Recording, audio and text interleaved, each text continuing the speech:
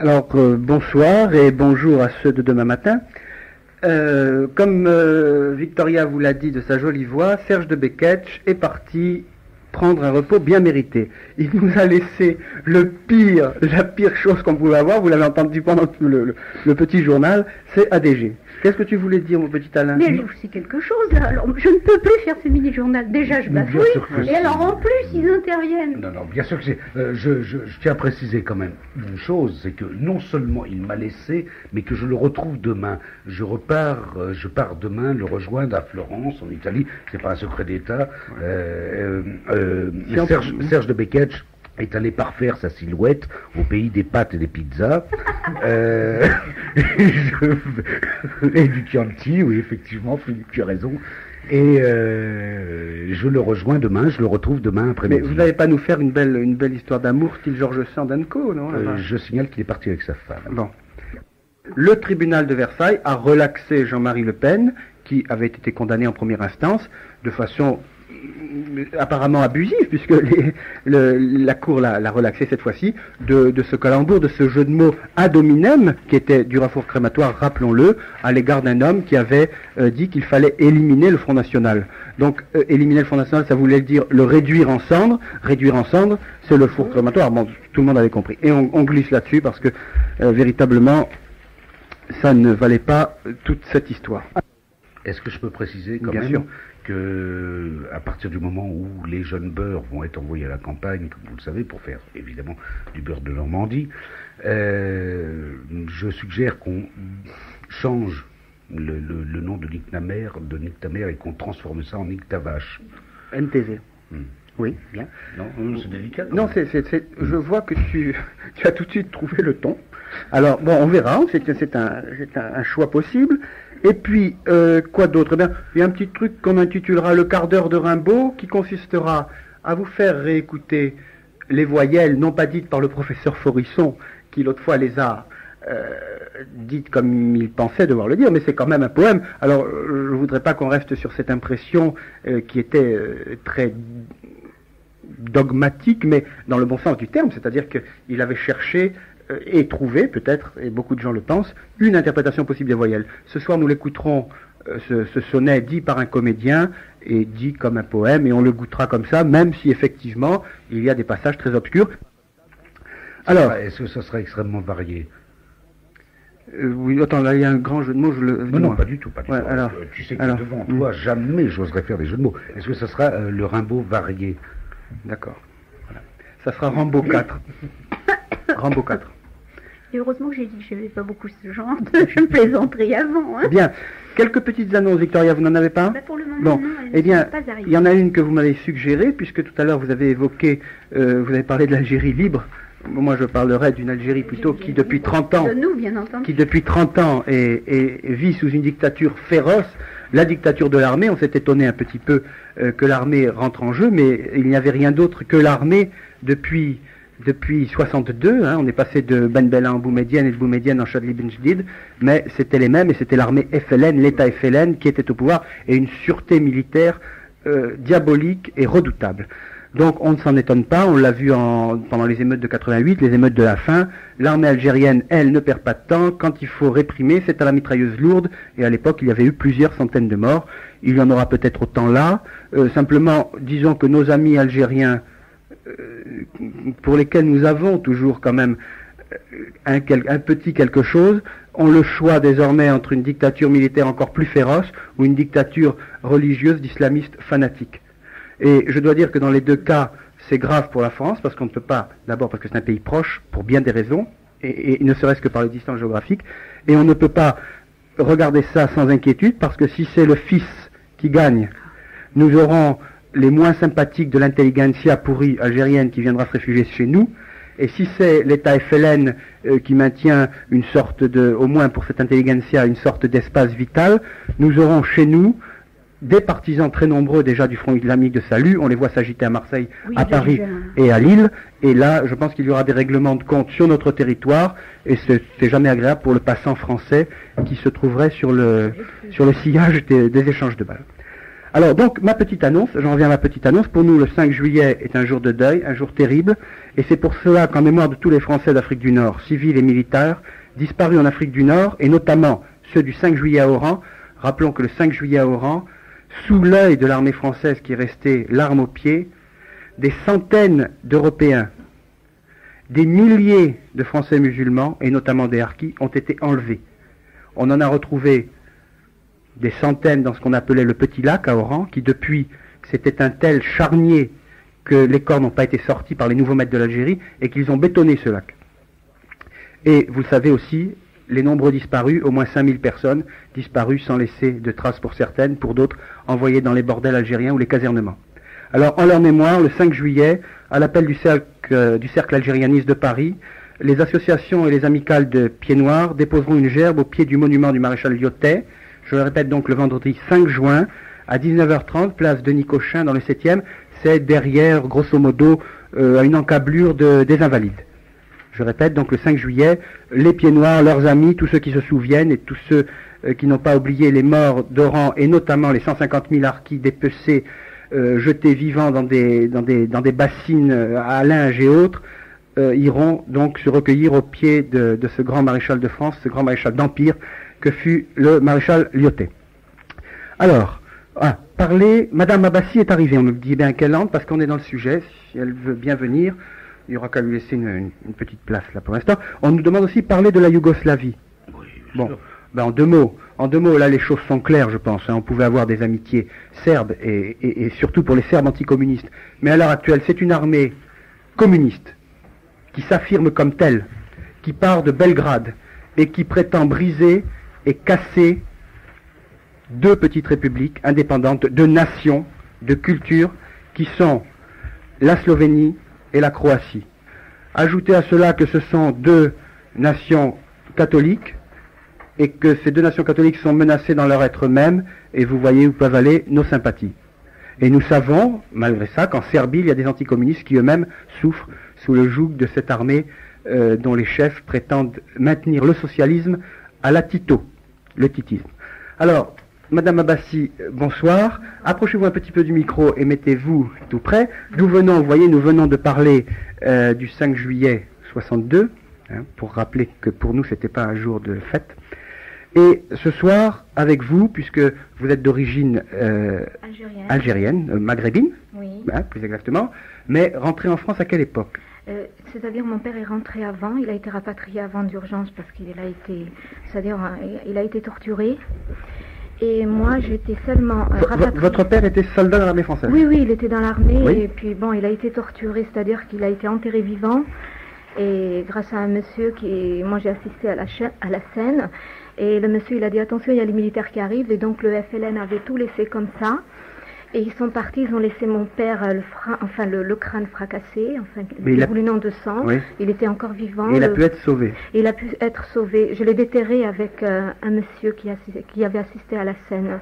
Bien. Et bon, après, il a été rapatrié d'urgence. Et puis moi, je suis restée, je crois, jusqu'en 64, 65 avec ma grand-mère. Dans des conditions, j'imagine, difficiles. Très difficiles.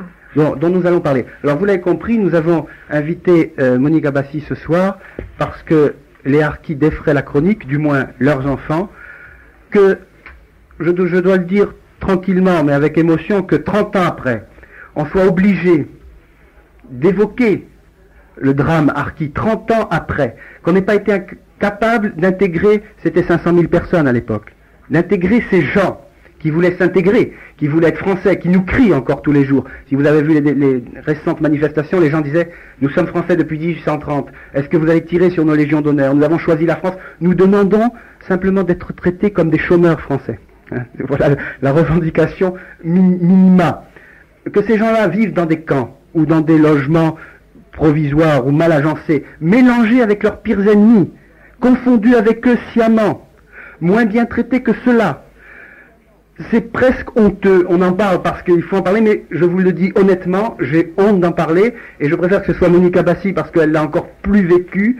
Ces gens ont des droits sur nous, que l'on ne dise pas, oui c'est vrai, il y a eu des casses, il y a eu des choses comme ça, mais ce sont les harkis du désespoir, ce sont les harkis de la honte et de la honte d'une certaine France.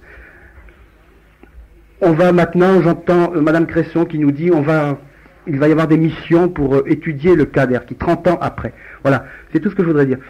Alors, comment avez-vous ressenti cette révolte Arquis de ces jours derniers? De toute façon, moi je m'attendais à ça déjà il y a 2 ans, et je n'ai cessé d'envoyer des lettres à M. Mitterrand. Et M. Mitterrand n'a jamais répondu il m'a toujours répondu à côté, sur d'autres choses. Et je lui ai dit, Monsieur le Président, à force de les ignorer, un jour ces gens ils vont se révolter et ils vous demanderont des comptes. Et il n'y a pas longtemps, je lui ai adressé encore une lettre et une cassette dans laquelle j'avais écrit 2 chansons. Et je voulais qu'on m'aide à les publier et à les faire connaître. Oui. C'est-à-dire à faire connaître le calvaire que moi je vis depuis 30 ans. Et que je suis obsédée par ça. Et ça m'empêche de vivre. Alors, quand ils ont reçu la cassette, bon, ils m'ont dit qu'ils l'avaient perdue. C'était faux, je me suis adressée à la poste. La poste, elle m'a dit, ce n'est pas vrai, ils l'ont reçue, la cassette. Je vais rappeler l'Élysée et je leur ai dit, écoutez, vous me rendez ma cassette, puisque vous voulez rien faire. Alors, la personne, elle m'a dit, oui, on l'a, la cassette maintenant. J'ai dit, si vous faites rien, moi, je vais alerter les médias. Elle m'a dit, oui, on va vous la rendre, et jusqu'à aujourd'hui, j'attends. Et je n'ai pas encore reçu cette cassette. C'est vrai que je disais des choses terribles. Écoutez, une partie de ces choses terribles, oui. on peut les dire ce soir. Vous avez le micro et on est là pour ça, parce qu'il faut les dire. Moi, j'ai suivi ce drame pour bien des raisons, puisque je suis originaire des mêmes endroits que vous. Je l'ai suivi très jeune et je me rappelle dès 64-65 de grève de la faim déjà de Harkis. J'en ai vu d'autres aussi dans la crypte de la Madeleine quelques années plus tard, dans la crypte de la Madeleine, parce que déjà à l'époque, les curés de la Madeleine ne voulaient pas que des Harkis soient à l'intérieur. Alors que maintenant on voit les Kurdes, les Turcs et n'importe qui pouvoir avoir accès dans les églises. Rappelons que la dernière grève des Harkis d'ailleurs qui s'est passée il n'y a pas tellement longtemps, en plein hiver, devant la Madeleine, devant l'entrée de la Madeleine, parce qu'ils étaient indésirables à l'intérieur. Ça, c'est un autre scandale. Et j'aimerais que vous nous racontiez un peu votre périple, comment vous avez vécu ce drame, une fois rentré, je dis pas rapatrié, oui. Une fois en France. Bon, j'étais au camp de Saint-Maurice-l'Ardoise, avec mon père. Qui était, rappelons-le, un camp de concentration au départ. Exactement. Et puis moi, je me souviens de quelque chose, quand je suis arrivée en France, je ne parlais pas très bien français. Et à l'école, on me disait qu'il ne fallait pas parler arabe avec certains enfants. Et je suis allée relater cela à mon père. Et mon père, écoutez, il a eu cette réaction-là. Il m'a dit, écoute, tu es française, et nous sommes français, et si le directeur t'a dit de parler en français, tu dois parler le français. Alors justement, vous avez même choisi un prénom français, Monique. Oui, hein? Parce que il y a eu du racisme à mon égard, avec le prénom que j'avais. Chaque fois que je me présentais quelque part, on me prenait pas. Et moi je veux dire quelque chose. Hein. Par exemple, s'il y a deux personnes postulent pour un poste, hein, une portugaise et une fille de Harkis, et ben c'est la fille portugaise. C'est-à-dire l'étrangère qui aura le poste, ça je l'ai constaté de mes propres yeux et j'étais vraiment révoltée parce que quand même c'est trop injuste ce qu'on vit nous, parce que moi écoutez monsieur, moi je vais dire quelque chose, ça va pas faire plaisir surtout aux gens de gauche. Moi j'ai vu ma mère assassinée devant moi. Hein, et j'ai vu mon petit frère aussi. Mon petit frère, je voulais le sauver, il m'est tombé dans les bras. Bon, à la suite de ça, ma mère, on l'a envoyée ailleurs parce que mon père, il m'a fait croire qu'elle était, comment elle s'appelle, quand il est revenu de la caserne, il m'a dit comme ça, non, parce que on l'a envoyée à l'hôpital, elle est malade, alors que je savais elle était morte. Vous aviez quel âge à peu près à l'époque? J'avais 4 ans et demi, 5 ans, j'allais sur mes 5 ans. Oui. Donc, toutes ces images sont en vous. Et je ne peux oublier, je fais que des rêves, et je lutte actuellement parce que j'ai un petit garçon. Et je suis très croyante, je suis chrétienne, hein, j'ai un amour du Christ, et je pense... Donc vous êtes en même temps convertie, donc c'est un désir d'intégration totale. C'est-à-dire j'étais élevée chez les sœurs, alors donc... Oui, ça a été facilité par ça. Voilà. Et alors, est-ce que vous comprenez le désespoir de ces jeunes gens? Tout à fait. À Narbonne, à Agen. Bien sûr. Écoutez, les immigrés, ils ont meilleur sort que nous. Regardez, quand ils manifestent, Mitterrand, il leur déroule le tapis rouge. Et nous, non, ils nous matraquent. C'est pas possible, c'est pas normal. Nous sommes des Français. On a quand même, c'est trop facile de venir et de dire voilà, il y en a qui demandent la nationalité, la naturalisation. Mais quand vous leur demandez, puisque moi on me considère comme immigré, et j'en parle des fois avec des gens, et je leur dis s'il arrive quelque chose en France, une guerre, Les gens qui sont naturalisés, ils me disent, moi je retourne dans mon pays. Alors, nous, où allons-nous? C'est ce que je dis à M. Mitterrand. C'est ce que je dis à M. Mitterrand. Je dis, M. Mitterrand, où irons-nous? Arki, où? Dans quel pays? Nous ne connaissons qu'une seule patrie, c'est la France. Et moi, je ne peux pas accepter ça, au nom de mon petit garçon. Parce que l'autre jour, dans la rue, une Portugaise m'a insulté. Et j'ai porté plainte au commissariat de mon quartier. J'ai dit, au nom de mes parents et au nom de mon petit garçon, je n'accepte pas ça. Alors, justement, est-ce que vous êtes encore en contact avec cette communauté Harki? Non. Non. Quasiment plus? Non, absolument plus. Depuis presque 20 ans, plus de 20 ans, je n'ai plus de contact. Seulement une personne qui se trouve à Aix-en-Provence, mais je ne l'ai pas vue depuis à peu près 2 ans. Alors, donc vous rentrez en France, vous êtes au camp de Saint-Maurice-l'Ardoise, de Sinistre Mémoire, et qu'est-ce qui se passe à ce moment-là? Eh bien, on est resté là, et puis malheureusement, moi, vu que tout ce que j'avais vécu en Algérie, je ne pouvais supporter encore ma condition là. Et mon père, il avait ramené avec lui une femme de là-bas. Oui. Il s'est marié. Comment ma belle-mère n'était pas très gentille avec moi. Et j'en veux pas à mon père parce que je sais qu'il a subi beaucoup de choses. Je peux pas lui en vouloir de comment a vécu votre père à ce moment-là? Il avait une petite pension? Il avait une petite pension. Enfin, on était dans des baraquements. Voilà, l'été surtout, il faisait très chaud. Et l'hiver, c'était vraiment effroyable. Et alors, est-ce que vous allez à l'école à ce moment-là? Oui, j'allais à l'école, il y avait une école à l'intérieur. Et alors, l'épisode des sœurs, en quelque sorte, se situe à quel moment? L'épisode des sœurs se situe à peu près dans les années 70, à peu près par là. Moi j'en avais marre parce que tout ce que j'ai vécu, je priais Dieu, j'ai dit, écoutez, Jésus, je vous en supplie, ou libérez-moi, ou il faut me prendre parce que je ne pouvais plus supporter ça. Et puis un beau jour, je voulais me suicider. J'avais peut-être, je crois, 13 ans. Et je voulais me suicider. Et à la suite de ça, on m'a envoyée à l'hôpital. Je suis restée 2 mois à l'hôpital et le reste en maison de convalescence. Et on m'a demandé si je voulais retourner au camp de Saint-Maurice-l'Ardoise, chez mon père. J'ai dit non, je n'ai pas le désir de retourner là-bas. Et je pense que je voulais me couper de tout ça, peut-être pour essayer d'oublier un peu tout ça. Alors beaucoup de réactions déjà d'auditeurs et beaucoup d'auditeurs pieds noirs comme vous l'imaginez. Un nous dit, on écoute avec beaucoup d'émotion cette émission sur l'Algérie 30 ans après. Témoignage émouvant de Madame Abbassi qui porte un beau prénom d'une grande sainte berbère, la mère de Saint-Augustin en plus. Je ne sais pas si vous avez voulu le faire, de choisir. Alain, toi qui connais bien aussi ce drame pour l'avoir vécu en métropole, mais pour l'avoir suivi et pour le suivre un petit peu quand tu es en Nouvelle-Calédonie, où se passe où nous risquons la même chose sans arrêt, nous la risquons dans l'avenir. Bien entendu, je risque, ma famille et moi, ma femme est là-bas, mes enfants, je risque d'être du jour au lendemain un expatrié, un exfiltré, un exilé. Et ça, c'est quelque chose que je conçois tout à fait très très bien, que je ressens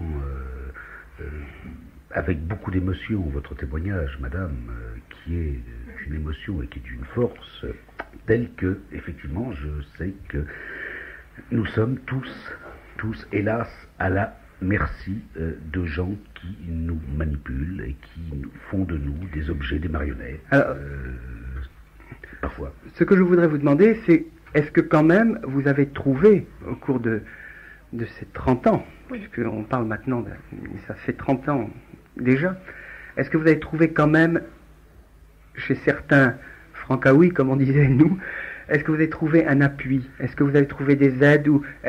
Parce que vous savez que dans les premières années de l'exil, même des pieds noirs, les pieds noirs eux-mêmes ont été mal reçus, mal compris. Et on se souvient que, par exemple, Defer leur a interdit l'installation quasiment à Marseille. Il voulait les mettre à la mer. Il voulait les mettre à la mer, il l'a dit. Bien. Mais j'imagine que vous avez encore plus ressenti ce rejet, cette...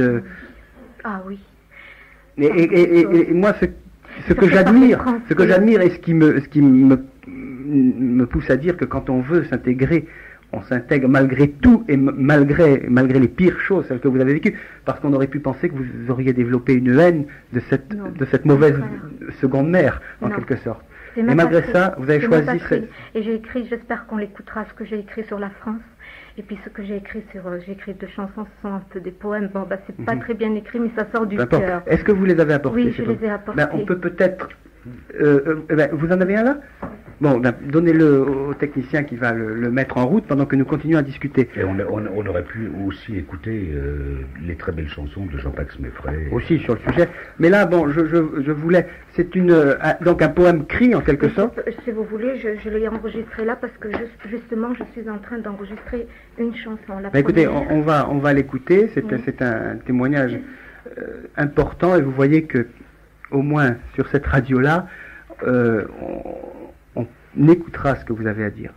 Parce que moi, je me suis adressée au ministère de la Culture et en lui envoyant ça, enfin, je me suis même déplacée et on m'a dit, bah écoutez, non, on peut pas vous aider pour ça parce que ça peut déranger. Ça peut déranger qui? Ça peut déranger l'esprit, la conscience des socialistes. C'est évident. Oui, et puis il n'y a pas que les socialistes, parce que c'est les gouvernements qui depuis 62 se sont succédés. Une jeune femme harkie que je connais me disait il y a quelque temps, sous forme de boutade, que le président Kennedy avait visité en 65 ou 64, me semble-t-il, avec le général de Gaulle, un camp de harkis, et lui avait dit, mais combien vous en avez de ces gens-là? Parce que de Gaulle devait se plaindre, j'imagine. Et il lui avait dit, donnez-les-moi, en 3 ans j'en ferai des Américains. Oui, bon, j'ai pas envie d'être américaine. Non, voilà. Et elle, cette jeune femme harkie, me disait, et dans le fond je me dis maintenant, je serais peut-être, sous forme de boutade, je serais peut-être actrice à Hollywood. N'empêche qu'elle avait choisi, elle aussi, de vivre malgré tout dans sa patrie. Moi, mon père, il m'a toujours appris l'amour de la France. Alors, est-ce que votre père est toujours en vie ou est-ce qu'il est décédé? Je pense qu'il est décédé puisqu'il est né en 1911. Il était déjà pas en très bonne santé. Et bon, je n'ai pas de contact avec lui, mais je pense qu'il est décédé. Bien. Alors nous allons... Oui. Juste une question. Est-ce que vous avez eu recours, vous avez essayé d'avoir recours à des associations antiracistes? Oui. Oui, une fois. Oui. Non, une fois. Oui, une fois. Et surtout quand j'ai annoncé que j'étais fille de harki, alors là, c'était déjà tout de suite, ils m'ont mis de côté, et puis c'était terminé. Vous avez essayé par exemple avec SOS Racisme? Oui, parce que j'étais insultée. Et puis sous quel prétexte on vous a mis de côté? Oh, on m'a dit, ah ben non, on peut pas. Et par contre, un jour, je voulais faire l'expérience. J'avais mon téléphone, et sur mon téléphone, j'entendais un message du Front National. Et je leur avais téléphoné pour voir, parce que j'ai une amie, elle m'a dit, téléphone pour voir leur réaction. Par contre, là, ils se sont intéressés à moi. Alors quand j'ai dit, ah oui, quand c'est ça, vous vous intéressez, parce qu'ils voulaient seulement avoir l'enregistrement de ça. Parce que moi j'ai enregistré, c'est bizarre que j'ai fait cette chose. Alors, bon, ça va être prêt dans 2 secondes. Il y a deux petites, plus de 2 d'ailleurs, réactions. On nous demande de communiquer à l'antenne toutes les adresses des associations de harkis, province, Paris, région parisienne. Je ne les ai pas toutes, mais si nos amis du Cercle algérianiste de Versailles nous écoutent, si nos amis de Jeunes Pieds Noirs, je pense à Bernard Coll, Bernard, si tu nous écoutes, je pense à mon ami Jacques Casanovas. Jacques, si tu nous écoutes, essayez de m'envoyer, si vous le pouvez, les adresses du Cercle algérianiste, de Jeunes Pieds Noirs, et les adresses d'associations harkis que l'on peut aider. Il y a le Cercle national des Français musulmans notamment. Si vous avez ça, je les ai pas apportés, je l'avoue, mais l'un de vous 3, ou en tout cas un auditeur de Radio Courtoisie, je pense qu'on les aura d'ici la fin de notre émission. Il y a encore une jeune femme qui vous envoie son amitié, son soutien total et son affection. Et puis une réaction, vous voyez, d'un Alsacien qui nous dit, écoutez, moi je suis Alsacien, mais j'ai souffert bien souvent de l'ostracisme de certains Français qui me considèrent comme un boche, entre guillemets. Je suis pourtant fonctionnaire français de cœur, bien sûr, et de choix, et je subis souvent la malveillance des gens. Vous voyez que c'est un problème plus général, mais nous écoutons votre témoignage. Voilà, nous avons entendu ce très beau chant qui me rappelle, bien que vous ne le sentiez pas peut-être, vous me le disiez pendant qu'on était off, comme on dit en français, si c'est un chant qui ressemble beaucoup au chant kabyle. Hein. C'est une litanie qui est très jolie, vous voyez, qui est chantée a cappella, et effectivement vous avez entendu cette poésie revendication, et vous avez donc essayé de le faire éditer. Oui, il y a ça, et puis une autre aussi sur ma mère, oui. En hommage à ma mère, et puis on m'a dit que ça dérangeait, quoi, parce que c'était trop fort et que ça dérangeait. Alors bon, là je suis pour parler avec un arrangeur, et là il a pris la première et il est en train de l'arranger. Oui, parce que bon, pour ceux qui connaissent, je pense au Jujura, il y a par-delà la cassette qui n'est pas d'une qualité d'enregistrement, bien sûr, il y a une qualité de voix qui est comparable et une sorte de mélopée très belle. Alors donc je souhaite que véritablement vous puissiez trouver quelqu'un qui s'intéresse à ses chants et à ses poésies. Victoria, que vous inspirent toutes ces... Moi, je trouve ça très beau. Là, je trouve ça beau, la poésie, là, mais je trouve que tout ça est lamentable. Tout ce qui arrive depuis si longtemps, qu'on en soit justement être obligé d'y aller, d'aller prendre contact pour se renseigner, c'est scandaleux. Voilà. Alors, j'attends, comme je vous l'ai dit tout à l'heure, les renseignements qu'on nous a demandés. J'espère que nos amis vont nous les envoyer. Monique Abbassi, Oui. Si vous aviez le choix aujourd'hui, imaginons que vous soyez une jeune fille des années 60 comme vous l'étiez, mais un peu plus âgée, Oui. vous choisiriez encore la France? Bien sûr, c'est ma patrie. Tout à fait, c'est ma patrie, j'aime la France. Et je suis plus patriote que certains Français qui se disent Français de souche. Je suis plus patriote que ces gens-là, et nous l'avons prouvé de toute manière. Quel message auriez-vous en direction des jeunes, on les appelle harkis pour faire simple, mais ce sont des fils, et maintenant des petits-fils de harkis. Ah oui. Quel message auriez-vous envers ces jeunes que l'on entend parfois d'ailleurs très revendicatifs à l'égard de la France parce que ils n'ont peut-être pas eu, comme leurs parents, ils n'ont peut-être pas vécu ces malheurs et toutes ces choses-là, ils les ont vécus quand même comme enfants, puisque on sait que la communauté harki est frappée à plus de 90% du chômage, ce qui fait beaucoup. On pourrait espérer qu'au moins ils soient traités comme des Français moyens, c'est ce qu'ils demandent. Ils voulaient être des Français à part entière, et ils n'ont pu être que des Français entièrement à part. Quel message, malgré tout, auriez-vous envers ces jeunes révoltés? Bon, moi je comprends leur révolte, mais je dis qu'il faut qu'ils ne fassent pas ça, il ne faut pas qu'ils soient manipulés par SOS Racisme. Parce que l'autre jour, j'ai regardé sur FR3, il y avait un représentant de SOS Racisme, il est allé à Narbonne, et je pense que c'est lui qui va inciter certains jeunes harkis à disons, se révolter, mais à faire, je sais pas, à faire des choses qu'il ne faut pas faire pour nuire à l'action à la communauté, puisque je trouve que la communauté quand même vis-à-vis les Français, ils apprécient les harkis. Mais en tout cas, ils les comprennent maintenant. Voilà, ils le comprennent mieux. Mais seulement, il ne faut pas qu'ils se laissent manipuler par SOS Racisme. Et quand j'ai vu ça, moi, ça m'avait tellement révolté que j'ai téléphoné à toutes les chaînes et j'ai dit je ne suis pas d'accord de faire de la récupération politique. Voilà. Et comment, quand vous entendez certains commentateurs qui croient faire intelligent ou qui connaissent rien d'ailleurs à cette communauté, bien souvent, qui disent c'est la même révolte des banlieues, c'est une révolte des banlieues. Non, je regrette infiniment. Il faut pas les Maghrébins et les Harkis, c'est pas du tout la même chose. Eux, ils sont venus ici parce que chez eux, ils n'avaient rien à manger. Tandis que nous, on est venus ici pour l'honneur, on s'est battu pour l'honneur de la France. Ils sont pas venus pour l'honneur de la France et la gloire de la France. Je regrette infiniment. Voilà. Écoutez, alors, on va terminer là et je vous propose de nous retrouver une autre fois encore, peut-être pour faire le point d'ici une semaine, parce qu'on va voir comment cette révolte va évoluer. Moi, je voulais remercier les officiers français qui ont sauvé des milliers de gens, enfin de milliers de harkis, et je voudrais les remercier, parce que vraiment, ils étaient formidables. Mais écoutez, cela touchera ceux qui l'ont fait, et j'espère fera honte à ceux qui ne les ont pas sauvés, et pire à ceux qui, une fois qu'ils étaient en métropole, les ont renvoyés, pour certains, à la mort, ce qu'ils savaient être la mort la plus horrible. Alors là, il y a un message d'une jeune femme qui dit « Comment se fait-il que les métropolitains comprennent mal les problèmes de l'Algérie? Il ne faut cependant pas nous jeter la pierre, nous n'avons pas été bien informés. On nous a dit à l'époque des horreurs sur les pieds noirs eux-mêmes, on nous a menti. » Ça, c'est pas une découverte, et Radio Courtoisie se bat tous les jours, et excellemment, pour casser cette désinformation. Monique Abbassi, je vous remercie d'être venue. Merci à vous, parce que votre témoignage nous touche au-delà de ce que vous pouvez imaginer. Et je vous donne rendez-vous quand vous voulez. D'accord. Et je pense que quand Serge sera rentré, Serge de Beckett, qui est le titulaire de cette émission, je pense qu'il vous ouvrira aussi largement. Et puis tenez-nous au courant des suites de ces beaux chants. Oui, et justement, là, dans 10 jours, je vais enregistrer alors la première. Et je vous remercie. Je crois qu'ADG a une question. Oui, je crois, parce que tout à l'heure j'ai entendu une auditrice qui téléphonait et qui avait l'air un petit peu de s'inquiéter qu'on donne la parole à notre ami.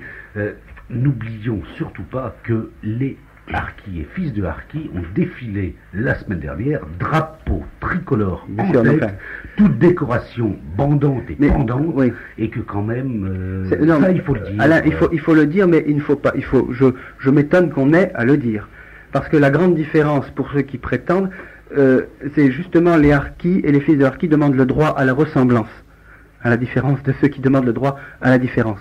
Et toutes leurs manifestations, tu as raison de le dire, ne se font pas sous les injures, ne se font pas sous les cris de haine, mais se font derrière des drapeaux français, et comme on l'a vu à Narbonne, derrière des soldats français qui ont des décorations comme on aimerait que beaucoup d'autres soldats français en aient eu à l'époque. Voilà. Mais je le dis calmement, mais c'est le genre de truc, comme on dit, qui me fait vite monter les glandes, alors je préfère arrêter.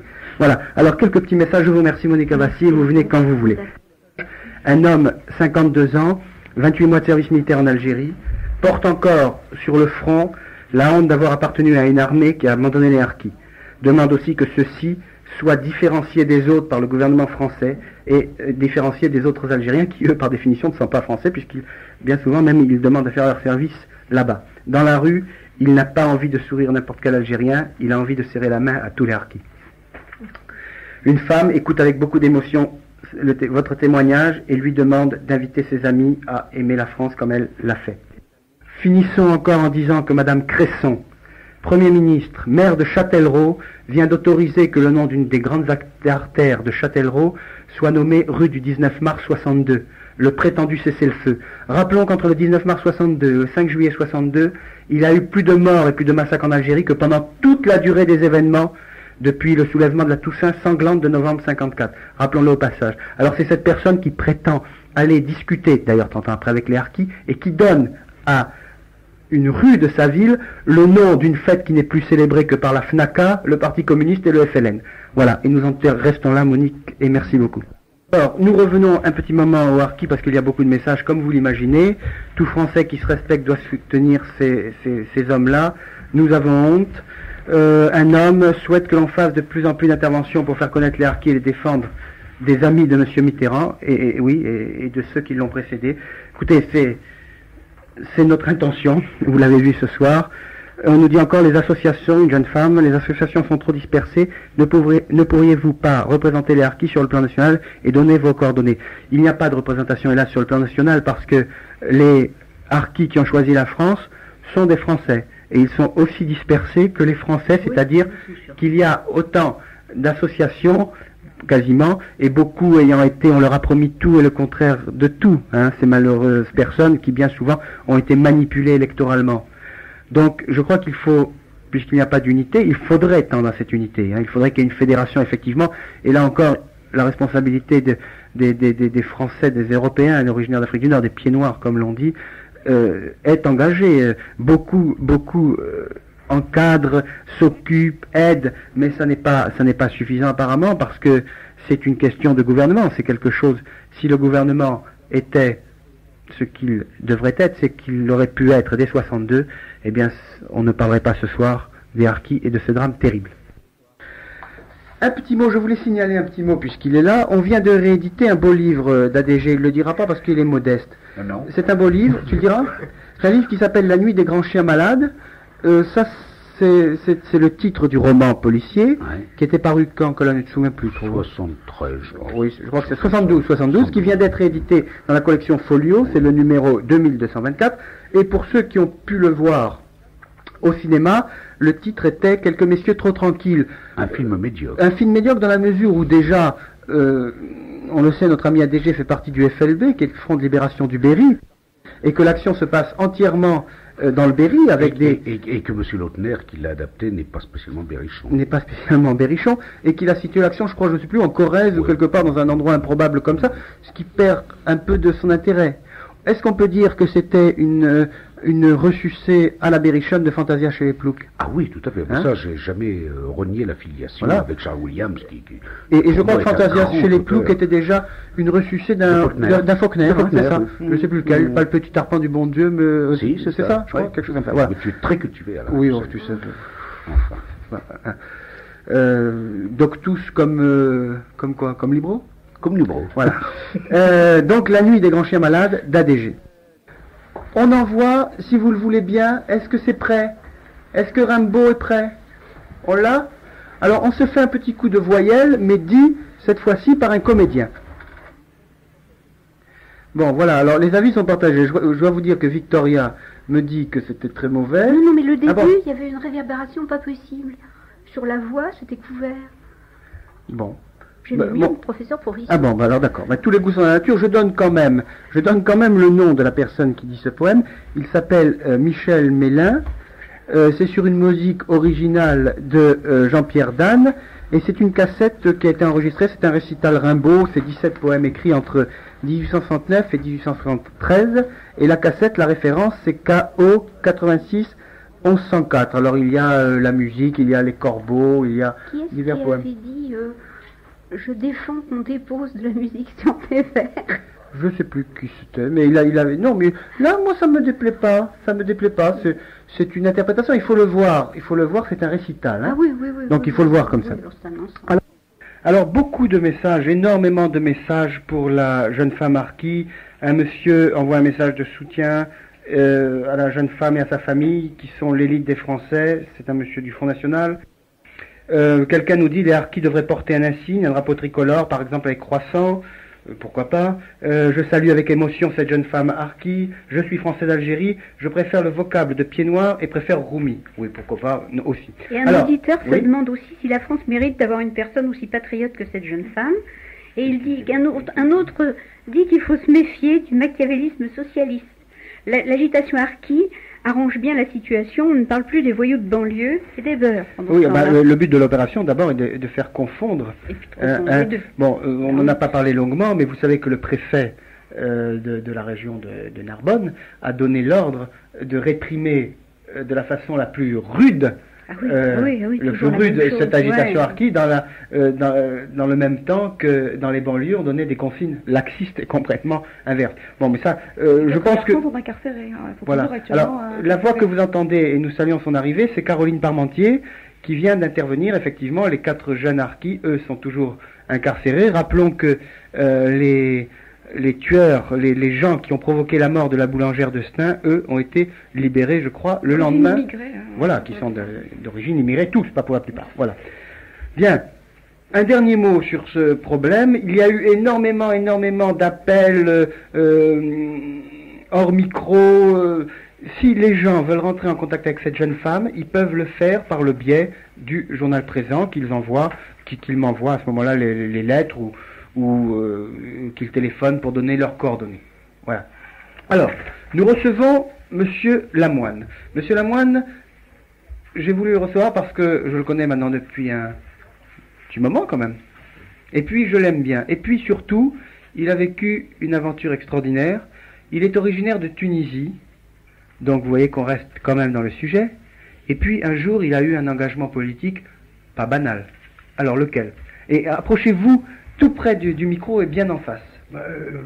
L'engagement que nous avons pris quand les troupes alliées ont débarqué dans la nuit du 7 au 8 novembre 1942 à Alger, nos aînés ont compris que c'en était fait de notre présence là-bas, tôt, plus tard, et ils ne s'étaient pas trompés.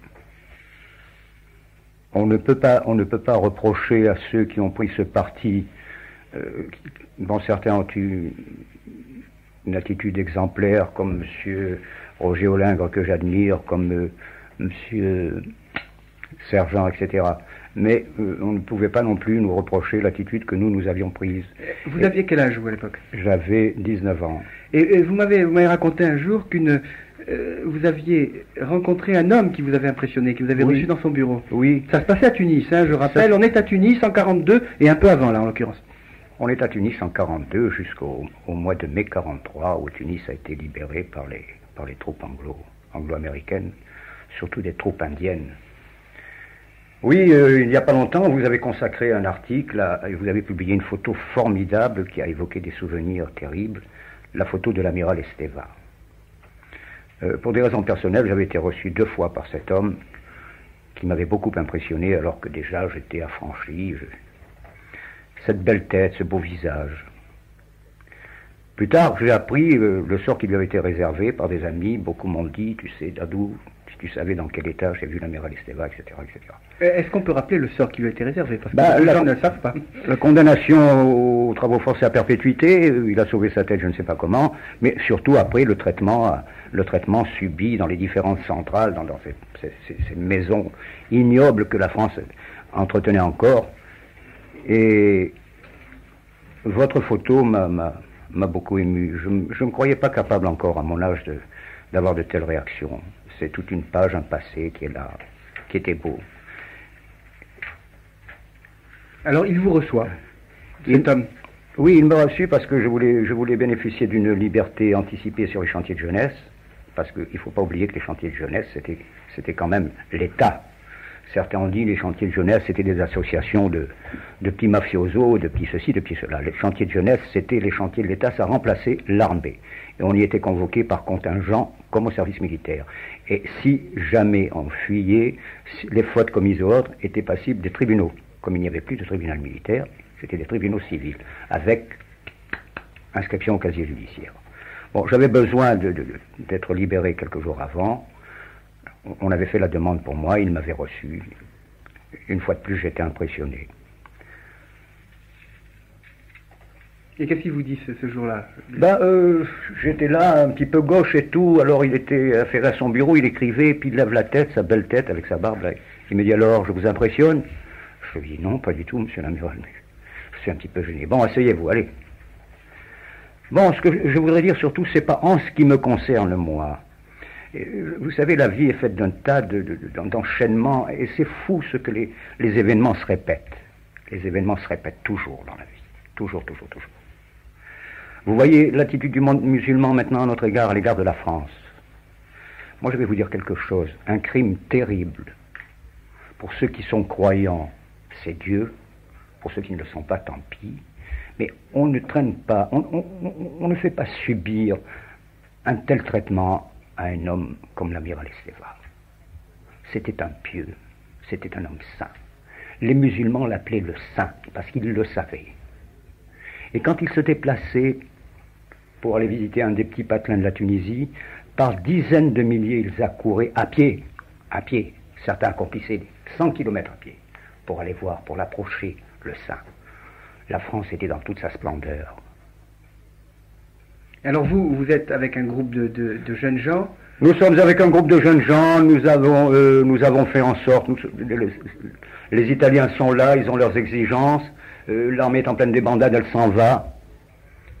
Nous étions dans un grand cinéma de Tunis, je me rappelle, dans la nuit du 7 au 8 novembre 1942, puis on défilait dans Tunis, toute l'armée tunisienne, avec ses mulets, son vieux machin et tout, elle avait 20 ou 25 ans de retard, on se demandait ce qui se passait.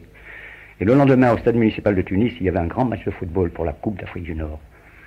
C'était un match entre l'Espérance de Tunis, qui était une équipe typiquement musulmane, dirigée par un grand chirurgien dentiste, Dr Zawi, qui avait épousé une Française, et l'USMO d'Alger, l'Union sportive, l'USMO d'Alger, l'Union sportive, oui, l'USMO.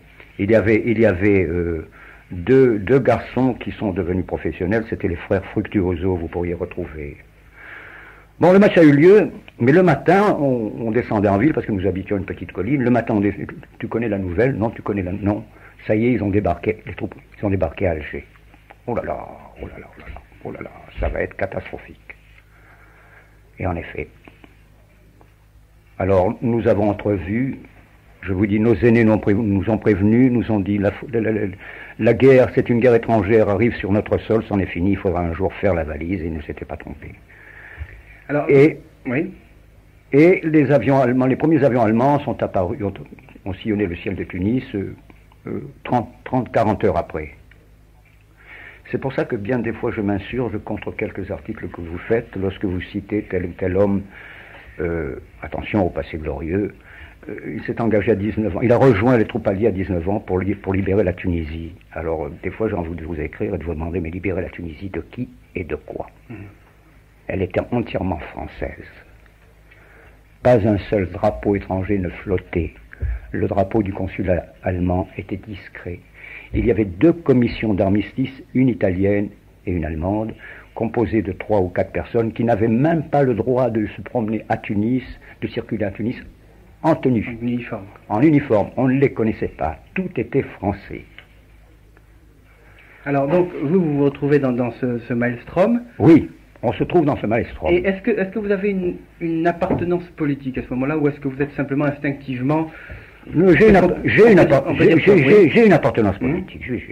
Oui, j'ai une appartenance politique. Vous voulez que je vous la dise? Oui. Bon, les Jeunesses populaires françaises de Jacques Doriot. C'était un mouvement solide, bien. Les JPF. Les JPF. Et quand j'ai demandé une libération anticipée à l'amiral, c'était pour assister à un grand congrès ici à Paris des JPF. Et petit pied noir de Tunisie, vous arrivez pour la première fois dans la capitale. En mai 1942. Vous voyez la France pour la première fois en mai 42. La première fois. C'était un rêve inouï. Et le voyage était long, il durait 3-4 jours parce que nous longions les côtes, tout ça. Ce qui fait qu'il fallait que je quitte un petit peu pour bénéficier, pour pouvoir avoir un bateau. Bon, nous sommes venus, ça s'est passé à Paris, nous sommes rentrés. Et vous êtes rentré à Tunis auréolé de ce voyage? Oui, mais enfin, vous savez, nous étions modestes et tout, on n'avait pas de... Seulement, où nous avons dû prendre une position, c'est quand ce débarquement a eu lieu, il n'y avait plus rien pour défendre la Tunisie, puisque l'armée s'était barrée aux ordres du général Barré. Quelqu'un des gens ont fait des jeux de mots comme ça. Et Hitler avait décidé que, après le sabordage de la flotte, sabordement, comment on dit ça? Le sabordage à Toulon, oui. À Toulon. Il avait décidé que toute coopération, toute collaboration avec la France était finie. Et il voulait mettre un Gauleiter. Fini. Il était déçu, j'en sais rien, je ne suis pas dans les arcanes. Alors ces aînés-là qui nous dirigeaient, qui eux étaient au PPF, tout ça, dans notre mouvement aussi de là, on dit non, on ne peut pas, non, on ne peut pas faire. D'autant plus que nous avions les Italiens qui étaient là, qui visaient depuis 1938. La Tunisie. La Tunisie. Ils étaient là. Ils étaient les alliés des Allemands. On n'y pouvait rien, les Allemands n'y pouvaient rien non plus. Ils auraient préféré que ce soit nous. On a tellement eu de marques de... Et nous sommes allés trouver le ministre Rahn. Otto Rahn. Otto Rahn. Grand ami de la France, grand franc. Il véhiculait la France dans ses globules rouges, lui. Nous sommes allés le trouver à l'hôtel Majestic en lui disant ce n'est pas possible, vous ne pouvez pas, et même le chancelier Hitler ne peut pas prendre. Et il nous a rétorqué, oui, mais qu'est-ce que vous avez pour faire face? Où est votre armée? Elle s'est sauvée. Moi j'ai les Italiens là. Et vous, qu'est-ce que vous avez? Et c'est comme ça que nous sommes été appelés à... Alors il a envoyé un télégramme à Hitler en expliquant les faits, lequel Hitler lui a répondu, oui, on pouvait continuer. Et je vous dis, c'est grâce à une poignée de Français de Tunisie, dont je vous donnerai les noms un jour si vous le désirez, qu'il n'y a pas eu un Gauleiter en France. Alors nous étions au Majestic, là, à attendre. Vous y étiez, vous? Oui. Vous accompagniez qui? Oh, moi j'étais jeune, j'accompagnais les aînés. Je vous dis, les noms, je les ai, mais enfin on les donnera. Ils sont presque tous morts, les pauvres, et dans des conditions parfois terrifiantes. Et voilà comment nous avons été amenés à créer la Phalange africaine aussi. Alors voilà, c'est un peu... C'était en gestation, mais il n'y avait rien. Et ceux-là que sont venus, Charbonneau, Kéra, toute l'équipe, tout ça, avec des meetings monstres à Tunis et tout. Parce que Rahn nous avait dit oui, je veux bien, mais qu'est-ce que vous avez? Ou quoi? Alors la Phalange africaine, c'était quoi, justement? Alors la Phalange africaine, c'était des volontaires qui se sont battus, beaucoup sont morts, certains ont été faits prisonniers, certains ont été massacrés après la libération, certains ont connu les geôles. C'était un bataillon qui permettait à Rahn de dire aux Italiens, vous ne m'ennuyez pas, les Français se battent, comme vous. C'est tout. Bon, après, il y a eu des actions et tout, et là, vous êtes rentré en Tunisie, vous, à ce moment-là? Non, moi, j'étais à Tunis, moi. Oui. J'étais rentré avant, au mois de mai. Mon congrès s'est passé au mois de mai 42, et le débarquement a eu lieu dans la nuit du 7 au 8 novembre. Et il y a 2-3 jours, je lisais votre article, là, concernant un livre de Roger Olindre, que j'admire, que j'aime beaucoup. Le Commando? Oui. Et vous faites éditions du Camelot. Oui. Et vous faites une petite, ce qu'on appelle en matière de, je ne vais pas vous faire un cours de comptabilité, une interversion de chiffres. Vous dites 45, 54, 54, 45. Non, c'est pas en 54, c'est en 45. Moi, je vous dis non. C'est dans la nuit du 7 au 8 novembre 1942. C'est tout. Cette terre était française à 100%. Vous ne pourrez jamais imaginer ce que l'armée se remplumait, cette armée bâtarde qui n'avait rien. Je vous dis, elle défilait avec les mitrailleuses sur cuisses. Et puis ces mulets qui le portaient. pour nous défendre et pour bombarder le gros bloc 200. Vous connaissez bloc? Avec ses groupes pendantes. Ouais.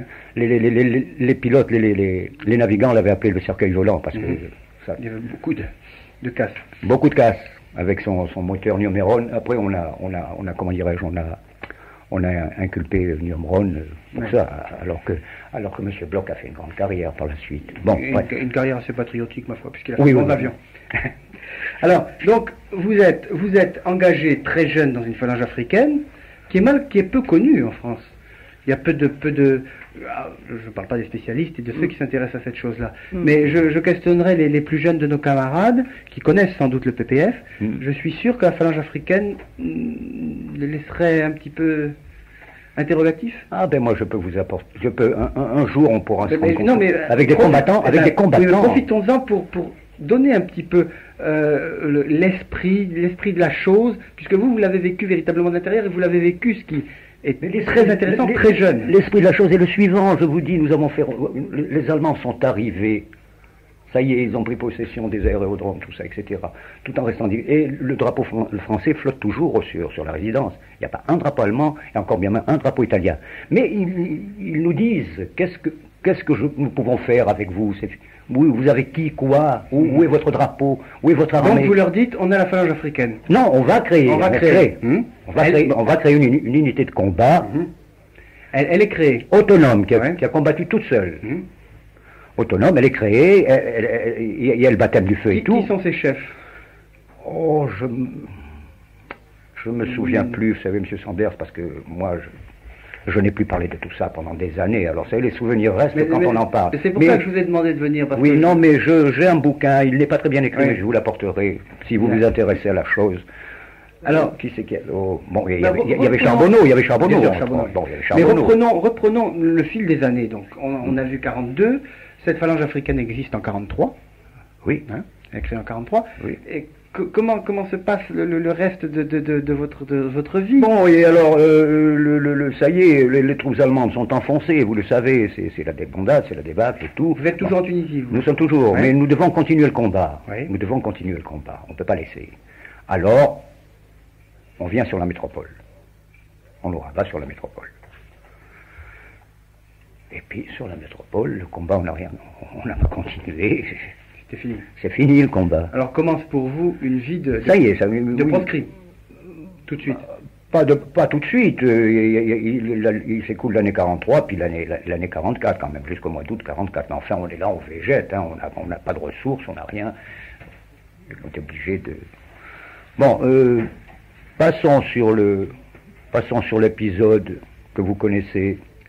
Oui, mais disons-en Non, un petit mot. je voudrais pas le citer, parce que... Sans le citer, mais au moins en filigrane, pour que nos auditeurs suivent votre oui, parcours. mais là, vous savez, après nous étions aux ordres quand même ici du PPF et tout, et bon, on nous attribuait différentes fonctions qui n'avaient rien de répréhensible Voilà, c'est ou ça. autre. Hein. Oui, mais moi je suis déjà en 44. Oui. Là, hein, je suis déjà en 44. Oui. Alors comment ça se passe pour vous? Là, en 44, C'est votre aventure parce que En- elle est à la fois bon, en 44, unique, exemplaire et répétée aussi. En 44,